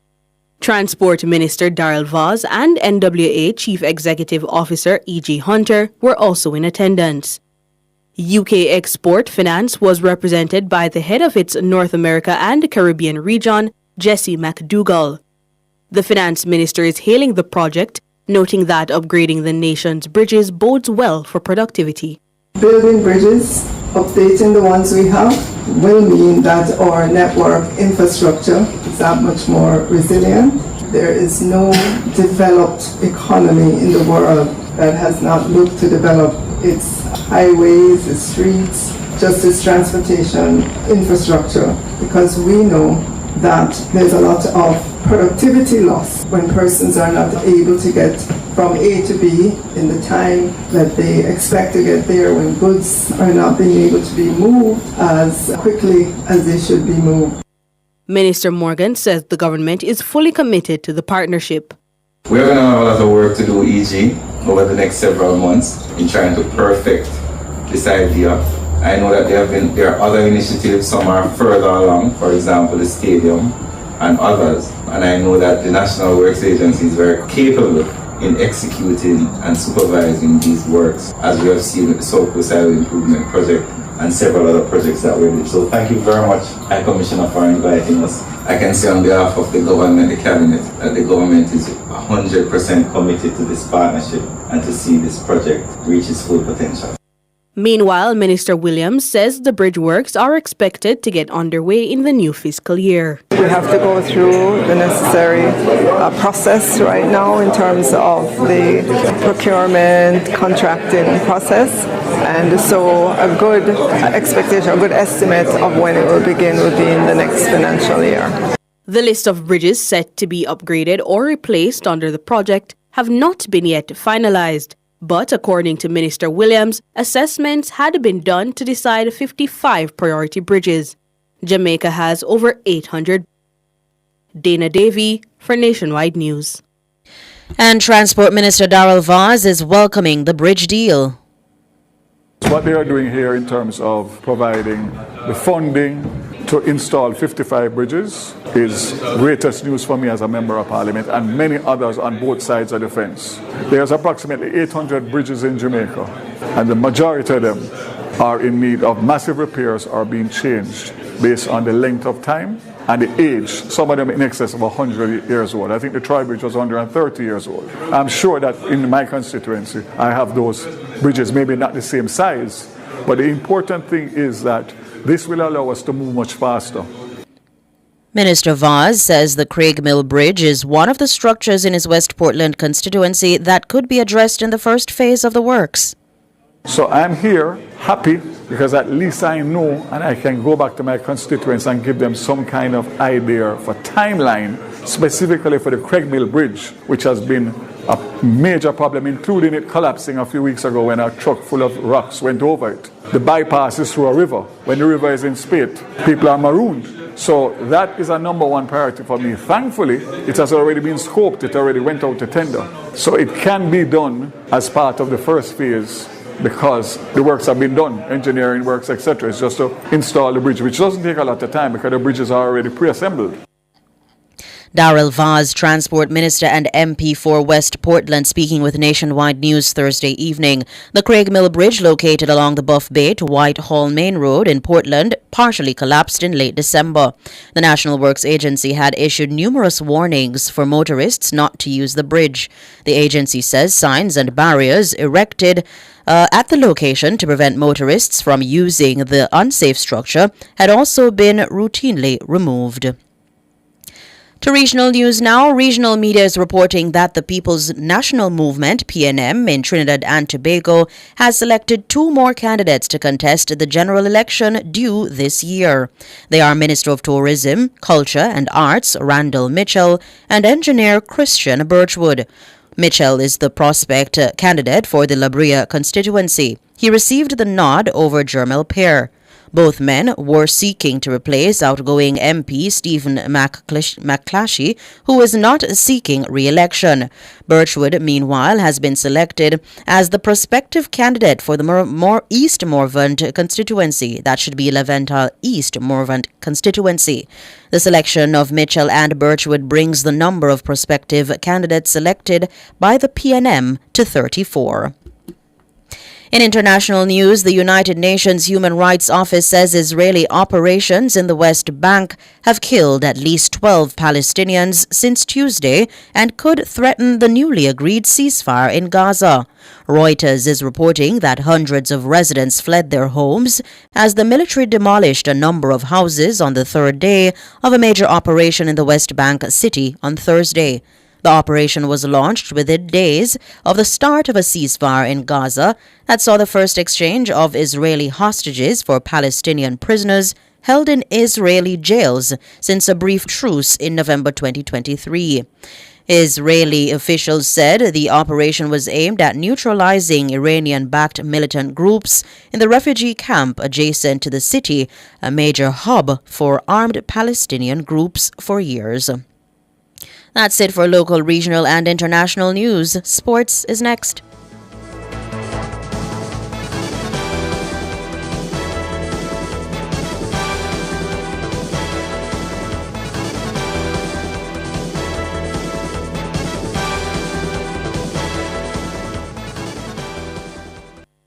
The Midday News was brought to you by Total Tools. Every tool, every trade. Success powered by learning. The Time brought to you by Sandals Corporate University. Come grow with us is 12:21. Tune in to Outside with Pepita from 2 p.m. to 5 p.m. as we broadcast live from Megamart, 29 Waterloo Road on Saturday, January 25. Outside with Pepita and me, the Stinger Honeybee. In a Megamart equals Mega Vibes. Come on down to Megamart Waterloo for all the New Year excitement. Don't miss the Mega Fiesta, the Mega Specials, and the Mega Promotion. Outside with Pepita is doing it mega with Megamart. So join Outside with Pepita alongside Honeybee, Saturday, January 25 from 2 p.m. to 5 p.m. Catch us at Megamart, 29 Waterloo Road, Kingston. Or tune in to Nationwide 90 FM, the new revolution in media. This broadcast is brought to you by Megamart. It's Monday, get over your blues. Or Tuesday, Wednesday, Thursday, Friday. The E-Zone is here for you. With the Stinger Honeybee and Karim Boyatings from 3 to 5 p.m. on Nationwide 90 FM. We've got your entertainment news. Then we want to hear your views. What you said? Jump in the mix. Or the hot seat. Don't miss our brain busters. Or the crazy giveaways. Let's talk fashion. Send us your outfit of the day. Ooh, cutesy. Very demure. Are you looking for love? Come on one of our blind dates. Send your request to ezoneblindates@gmail.com. That's ezoneblindates@gmail.com. And stay tuned for your confessions. These are my confessions. Share them with us at ezoneconfessions@yahoo.com. I mean, is this planet Earth? Is it? I don't know. Let me check. Either way, it's got a buzz. And a bugger thing. Ow! Ow!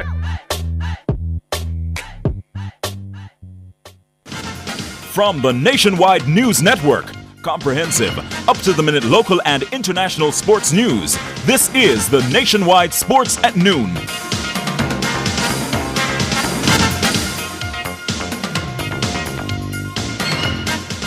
Hello, good afternoon, and welcome to your midday sports report here on Nationwide 90 FM. I'm Wayne Walker. West Indies made one change to the 12-man squad for the second test against Pakistan at Multan Cricket Stadium starting tonight. Well, early tomorrow morning, Jamaica time, that's 12:30. Pace bowler Jaden Seals, who took 3 wickets in the first innings of the first test, is nursing an ankle injury and has been ruled out of the second encounter. He'll be replaced by another quick, Kemar Roach, who missed the first test due to illness. The Windies trailed 1-0 in the second test after their 127-run defeat in the opening test. Captain of the team, Craig Brathwaite, says once they perform above par in all areas of the game, they'll be competitive. Once we bring our own performance in this game, I think we'll do well. And we got to put it together. Obviously, batting-wise, we didn't get as much runs as we would like. But anyway, it was a difficult pitch last game, and we got to see how this one plays. But I think all around, I think bowling-wise, we be consistent in bringing the batsmen forward as spinners. And, as batters, we aim to bat for long periods. And I think once we do that and bring the all-around game together, I think that will put us in a good position. And Brathwaite is urging his batsmen to stay at the crease and build strong partnerships. Yeah, the guys had some good sessions, which was good for us as a group. And for me, to the boys, is just to believe in yourself. Be brave and trust your plans and do them. From ball one. As you said, we don't know how the pitch is going to play. It looks quite similar, quite dry, a lot of cracks in it. Same way as the first test. So we got to believe in ourselves and go there and get the job done. West Indies Test captain Craig Brathwaite. With a 3-match one-day international series level at 1 apiece, the West Indies women and Bangladesh will be going for a series win when they take to the pitch in the third and final game at Warner Park in Bastille this afternoon at 5. The Caribbean women, won the first match by 9 wickets before the tourists rallied to take game 2 by 6 runs. West Indies spinner Karishma Ramnarak expects both teams to play at their very optimum.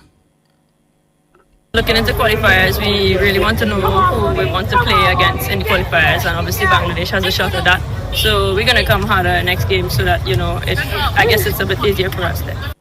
Ramharak says they are not under any pressure to perform.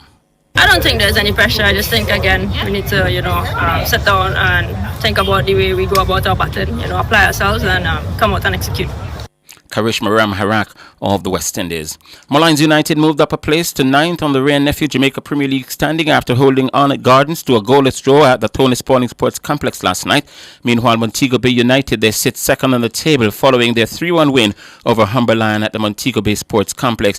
Racing beat Tivoli 2-0. Both teams were reduced to 10 players, and the leaders Mount Pleasant Academy, they defeated the defending champions Cavalier by 3-0. Novak Djokovic was booed off court by some Australian Open fans after retiring injured from his semi-final against Alexander Zverev.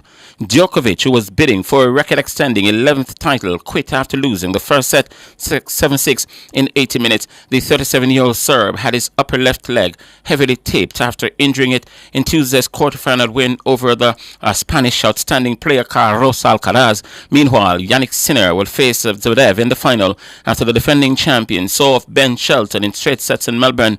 World's number 1, Sinner recorded a 7-6, 6-2, 6-2 win over the American Shelton on the Rod Laver Arena, the stage where he claimed his first major title 12 months ago. There are just 2 games left before Super Bowl 59. The Kansas City Chiefs will bid for NFL immortality, and it remains alive. Last season, they became the first team to win back-to-back Super Bowls since Tom Brady's New England Patriots in the 04 and 05 seasons. That was the Chiefs' 3rd Super Bowl win in 5 years, something only 3 other teams have done. No team has ever won the straight Super Bowl throughout 3 straight Super Bowls. Kansas City are the number 1 seed in the AFC Conference, so earned a bye for the first week of the playoffs. They're returning to action with a divisional victory on the road over the Houston Texans last week. Now they host the Buffalo Bills in Sunday's AFC Championship game, meaning quarterback Patrick Mahomes will renew his rivalry with the outstanding Josh Allen, who is favored to be named the season's MVP. Yet it is the Philadelphia Eagles, who the Chiefs beat in Super Bowl 57, who were favorites to become NFL champions in New Orleans on February 9. They are the NFC's number 2 seed and host Sunday's other conference championship game against this season's surprise package, the Washington Commanders. And finally in sports at this time, Nikola Jokic netted a 3-pointer from 6 to 6 feet as the Serb recorded his 5th successive triple-double as the Denver Nuggets saw off the Sacramento Kings 132-123 in the NBA up north last night. The 25-year-old top scored for the Nuggets with 35 points.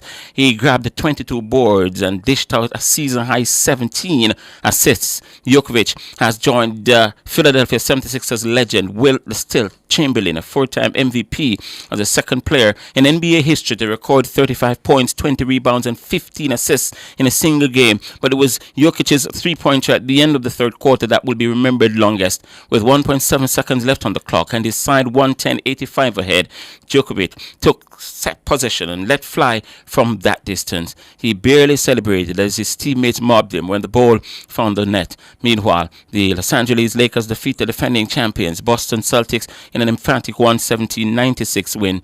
Anthony Davis, AD, scored for the Lakers with 24 points. LeBron, he got 20 points and grabbed 14 boards and dished out 6 assists. And Oklahoma lost for just the third time this season as the Dallas Mavericks caused a 121-115 upset. Oklahoma, who lead the Western Conference, were below their best as Spencer Dinwiddie hit 28 points and Kyrie Irving 24. Shai Gilgeous-Alexander, who hit a career-best 54 points against Utah on Thursday, came up big. He had another big night. He scored for 31 points for OKC. And that will do it for your midday sports report here on Nationwide 90 FM. Sports is going to be back on this station at 5:25 this afternoon. Until then, I'm Wayne Walker. Enjoy the rest of the afternoon.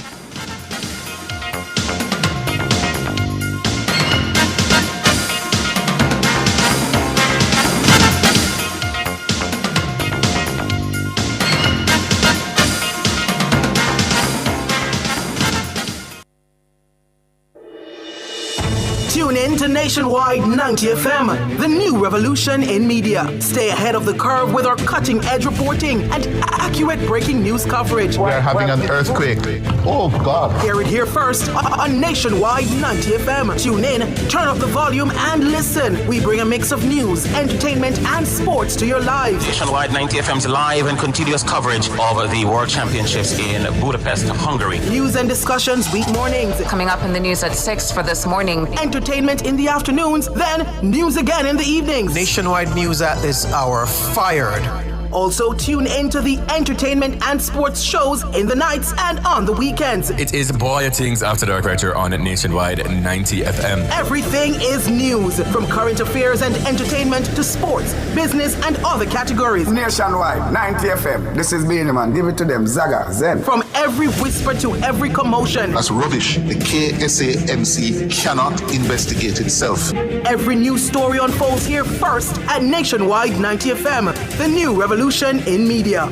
Every sound is a story, and every story we share is news.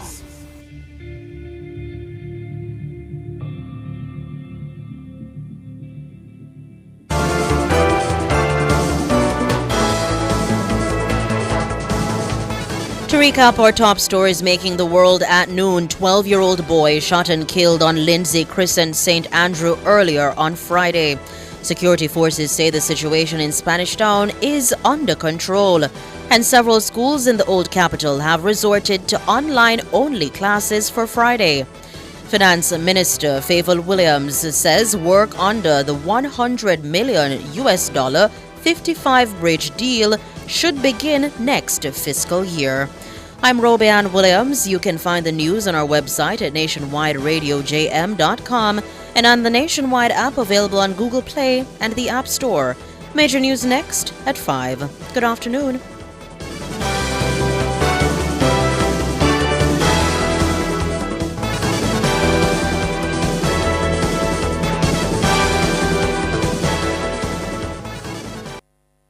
Since 2016, 156,000 more Jamaicans are working. This is more than any other time in our history. Your government is caring for you. The time brought to you by the Office of the Prime Minister is 12:32. Come into the parlor. There's a welcome there for you. Welcome to the Mayor's Parlor with Desmond McKenzie. From 1 to 6 p.m. every Sunday, you'll now get more of your favorite vintage music. Put your head on my shoulder. Nationwide 90 FM will transform your Sunday into a musical time machine that will take you way back. Come on, let's go back in time. This magic moment. Journey into yesteryear with Desmond McKenzie in the Mayor's Parlor. I've got the music to jog your memory and make you smile. Put your sweet lips a little closer to the phone. Sit back, relax, and enjoy the best in vintage music. Come into the Mayor's Parlor every Sunday between 1 and 6 p.m. here on Nationwide 90 FM, a revolution in media.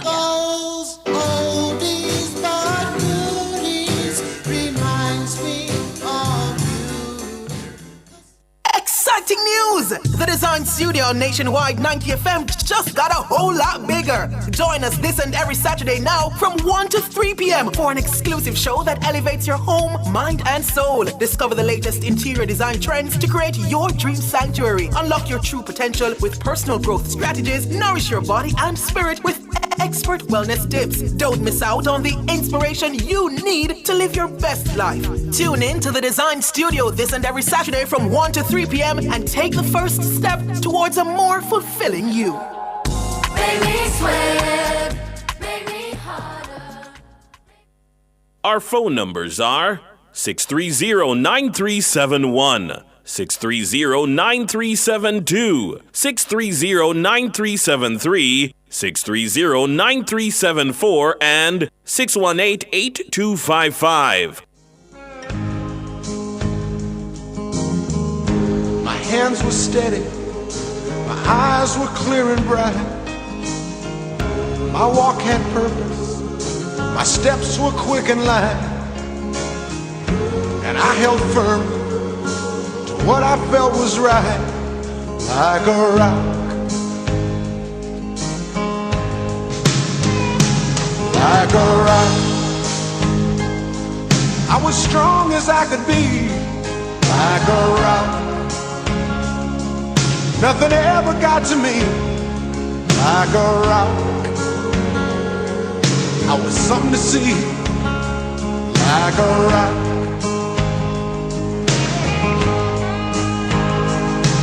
And I stood arrow straight, unencumbered by the weight of all.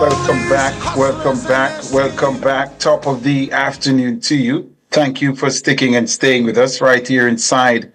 It's the afternoon session of Cliff Hughes Online. Remember, the lines to reach us are 876-630-9371 or 876-618-8255. Yeah. We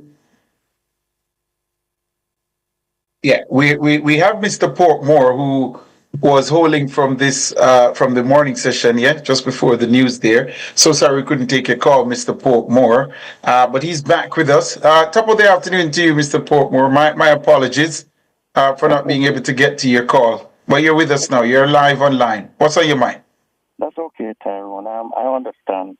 You have to make money and you have to do what is necessary to ensure that the radio station keep on par with everybody else.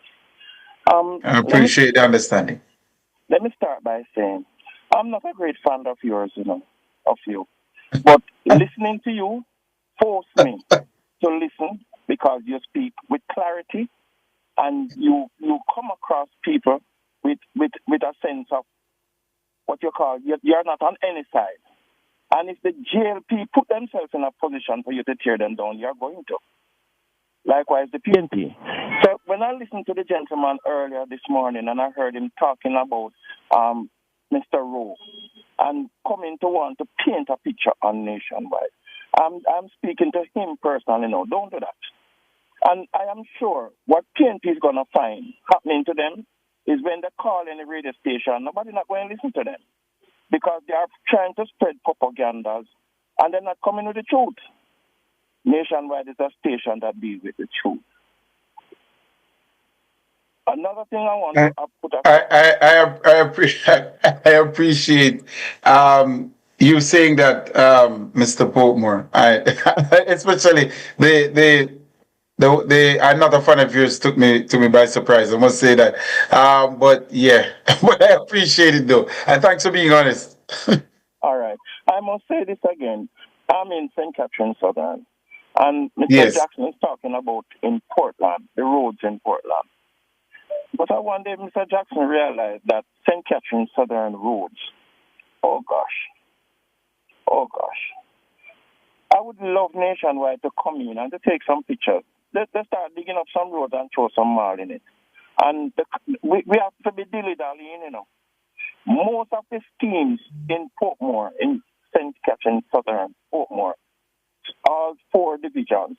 You have to be dilly-dallying in them, And yet he's talking about other areas and not his. And I'm wondering, George said that people are comfortable with him. But you know what? You know what is Jamaica's problem? They are not educated politically, and because of this, when they're getting good performance from a good government, they tend not to want to, and they listen to the gossips from the other side, and then they don't vote right and proper. I'm going to bring it to a little reminder. You remember when Gilbert came and Mr. Siaga was in power? Yeah, I've heard the argument. I was a youngster at the time, but I've heard people recalling the situation. Well, all right. Cliff, you can ask Cliff about it because he was around. Mr. Siaga brought back Jamaica in a jiffy. And what Jamaicans do to repay him? Vote for the PNP. And when Mr. Siaga had the dollar at a level that could manage and ensure that Jamaica came out stronger. When the PNP came in, the dollar let loose, start run like a running ball down a hill, and put us in a situation where, you see, Mark Golden talking about we should stop paying our debts and look after Jamaica. I don't think he said that, though. Did he say we must stop paying the debt? No, sir, that can't be what he said. He said it. He said it. I listened to no, him sir. in a message, and even Cliff spoke and said, why would we stop paying the debts? We must continue to pay the debts because no, sir, that can't be. We're not telling the truth, Mr. Golding. I didn't hear that, but no, sir, that can't be what he said. Nobody in their right mind would say that. All right, don't take my word for it. Check it out. Well, you can ask Mr. Hughes. He will tell you. I know. At a point they were floating, spending some additional sums to do some other things. I think they were talking about redirecting funds, but to say stop paying the debt. If he said that, I think I would remember. Stop paying the debt, just like that. Well, let me tell you, how we get it out here. You're not paying the debt and you're looking after other things. It simply means that you're not going to pay the debt. And the debt is going to continue piling up, the interest going to grow. What I would like Jamaica to do, what I'd love Jamaica to do is to sit back, learn about the politics of the country. Learn, because America and on the world is talking about Andrew. While we are here cutting his throat, we need to learn the politics and understand what is going in the country. And people who sit down and don't want to vote because there is none of them no better. There is a better party in Jamaica, and it is the Jamaica Labour Party. There's no two ways about it. But that's how you see it. You can't force people to see it your way, Mr. Polkmore. That's right. You see it like that. You can't force everybody to see it your way, and that's not going to be the case. Yeah, your modern ways, but I'm telling you, if they go ahead and Google, don't take my word for it. They can Google it too, They can Google what used to happen in the past. Google who is the better party? Huh? What are you saying? I can Google who is the better party? Well, I think Google is wise enough to tell you. Because anything you want to know, you Google it, not so. I don't Google would give you that. Well, people who is as old as I am or as young as I am can tell you. And people need to talk to us and to get educated as to what used to happen in the past and what is happening now. Pick sense out of nonsense and let's continue to make prosperity rule. You're batting for your party, man. All right, sir. Thank you for the call. Another thing. Yeah. Sorry. Go ahead. Yes. Another thing. I would love to get in touch with 4 people, 4 athletes. Their name is Usain Bolt, Shelley and Fraser Price, Chris Gale, and Asafa, the faster power. I am in a situation where I need their help. I don't know if I should leave my number with Nationwide so that they could get in touch with Nationwide and give me a call. Well, you can leave the number with the producer. If any of them call, I'm sure she can pass it on. pray they do. I pray they All do. right. And All thanks right, for Mr. listening. Portmore. And Thank you thanks for the call. We for appreciate it. listening. All right, sir.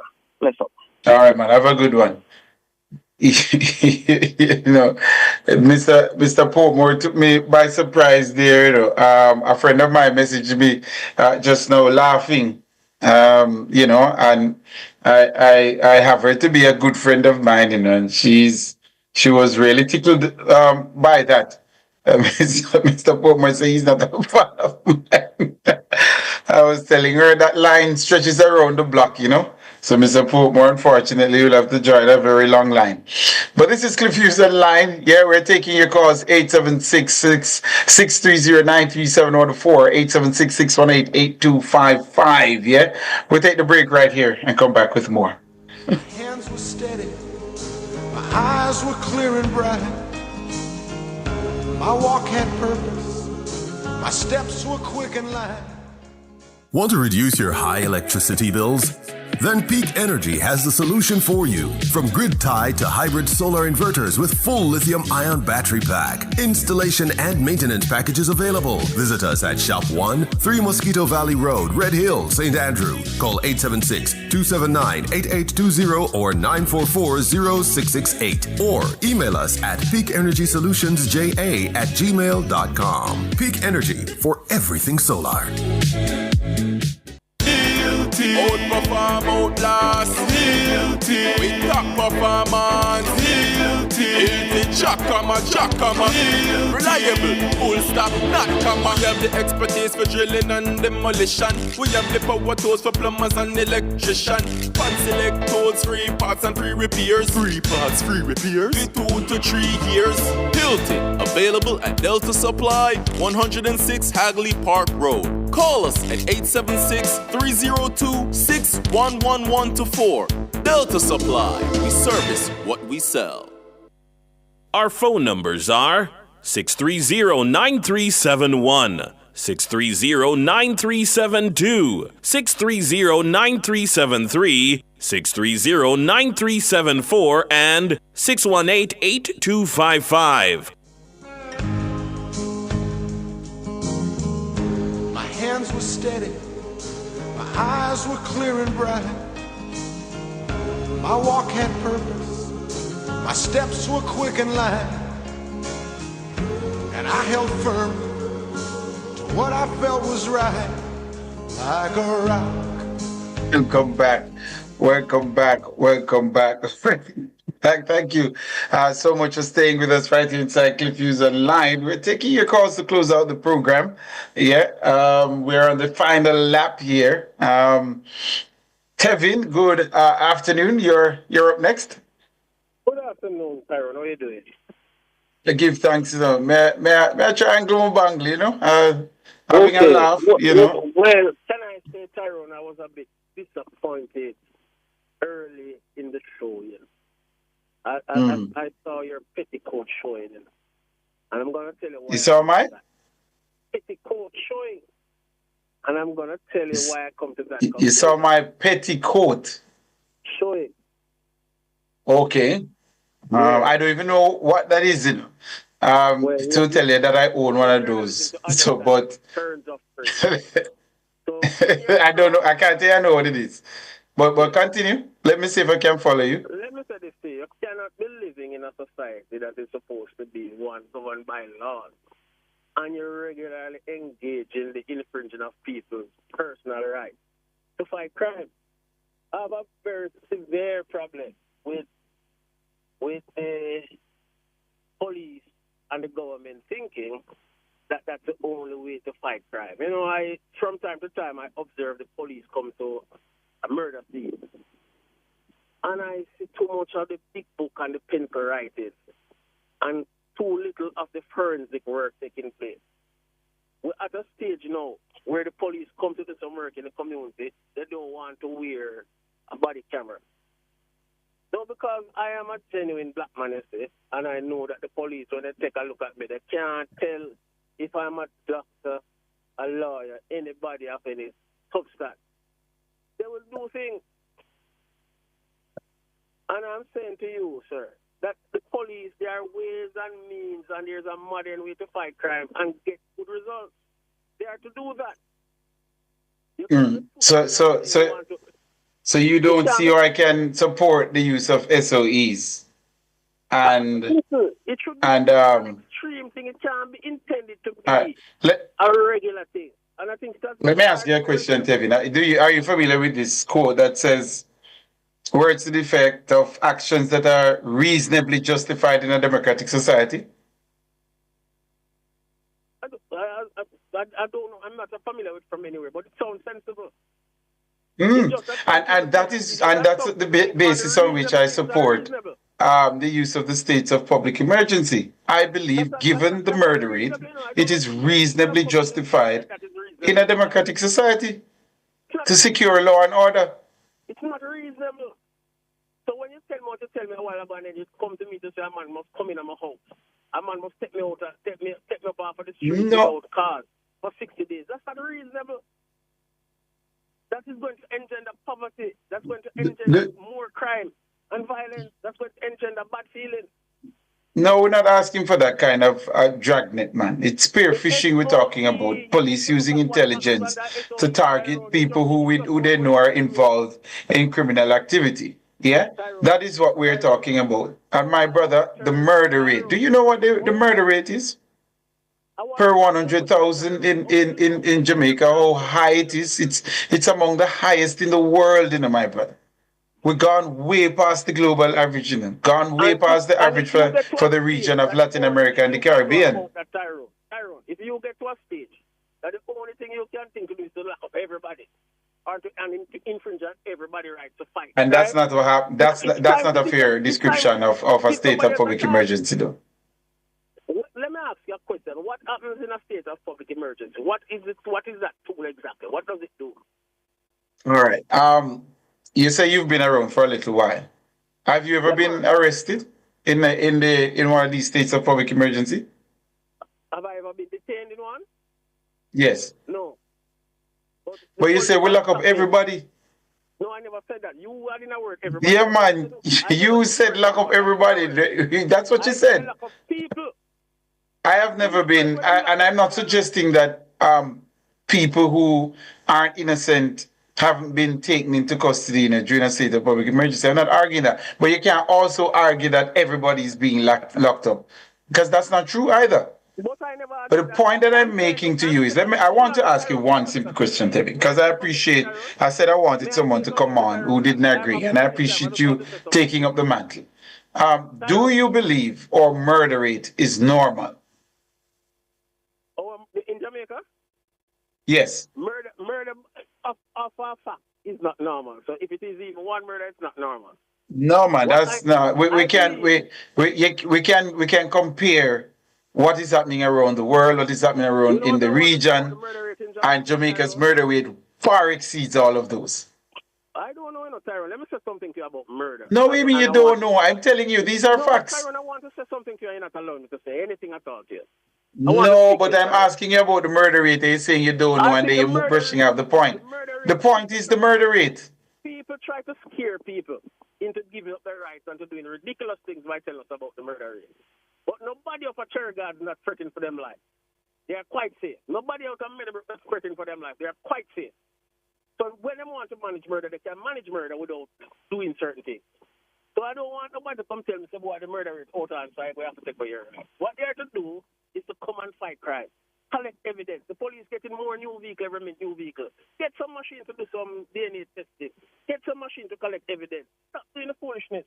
If these hard policing things were working, from Joe Williams or Joe whoever his name in the 70s was police commissioner, crime would have gone down. It's only if a bad man police come and crack down on crime, and we still have crime. So the crackdown on crime doesn't work. You have to solve crime. You have to put people before the court. You have to get them convicted and lock them up. And make them know murder somebody. My good sir, the limitation is reasonable and justifiable in an open and democratic society. That's my point of view. And given the murder rate, sir, that should be a state of public emergency in any country worth its salt. There's no way we can be killing 40 plus per 100,000, 50 plus per 100,000 and we think it's normal. It is not normal. It is a perpetual state of public emergency. And I'm asking you the question right now, Tyrone. So it is normal then for a man to be missing from him job for 60 days. It's normal for a man to be arrested without charge for how long.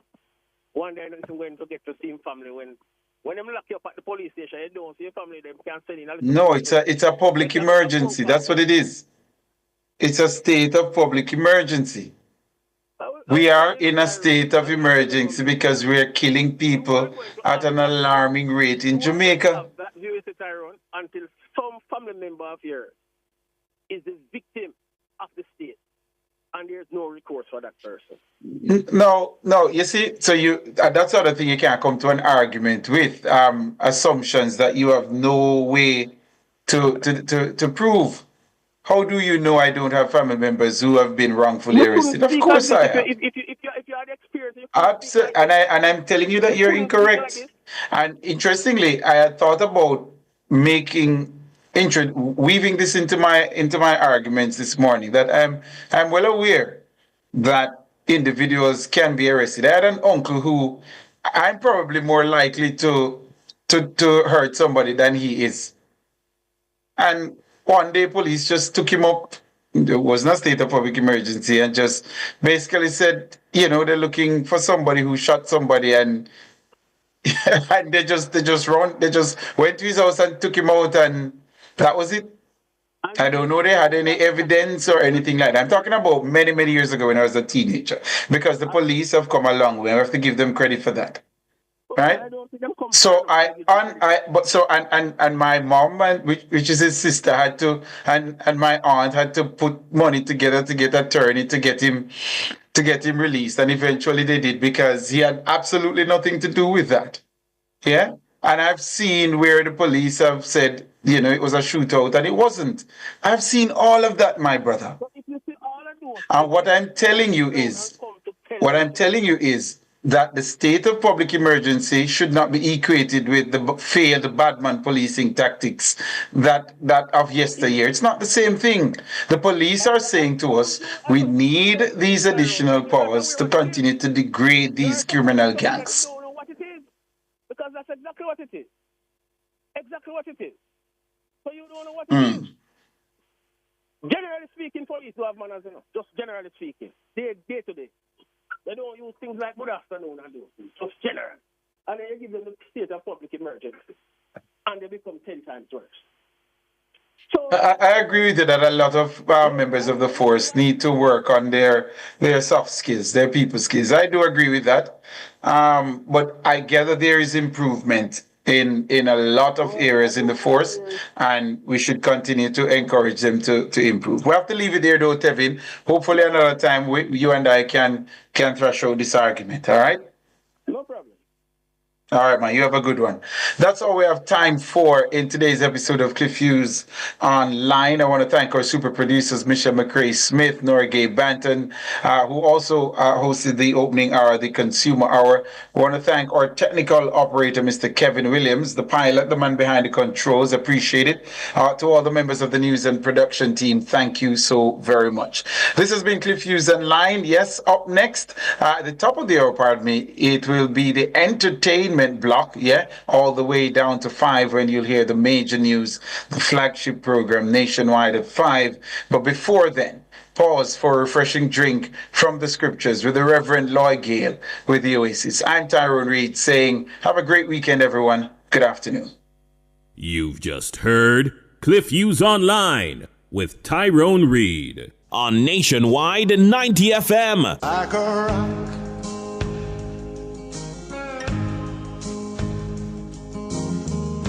My hands were steady, my eyes were clear and bright. My walk had purpose, my steps were quick and light. And I held firm to what I felt was right, like a rock. Like a rock. I was strong as I could be, like a rock. Nothing ever got to me, like a rock. I was something to see, like a rock.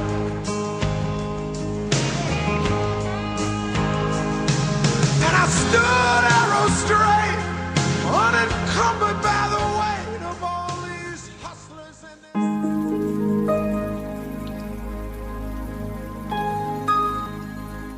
and Welcome to Oasis.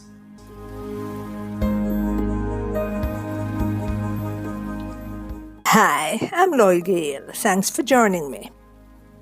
As promised, today we open up a new series, Men and Women of Courage, highlighting Bible characters, people like you and me who faced difficult situations and overcame them, not because of their own abilities,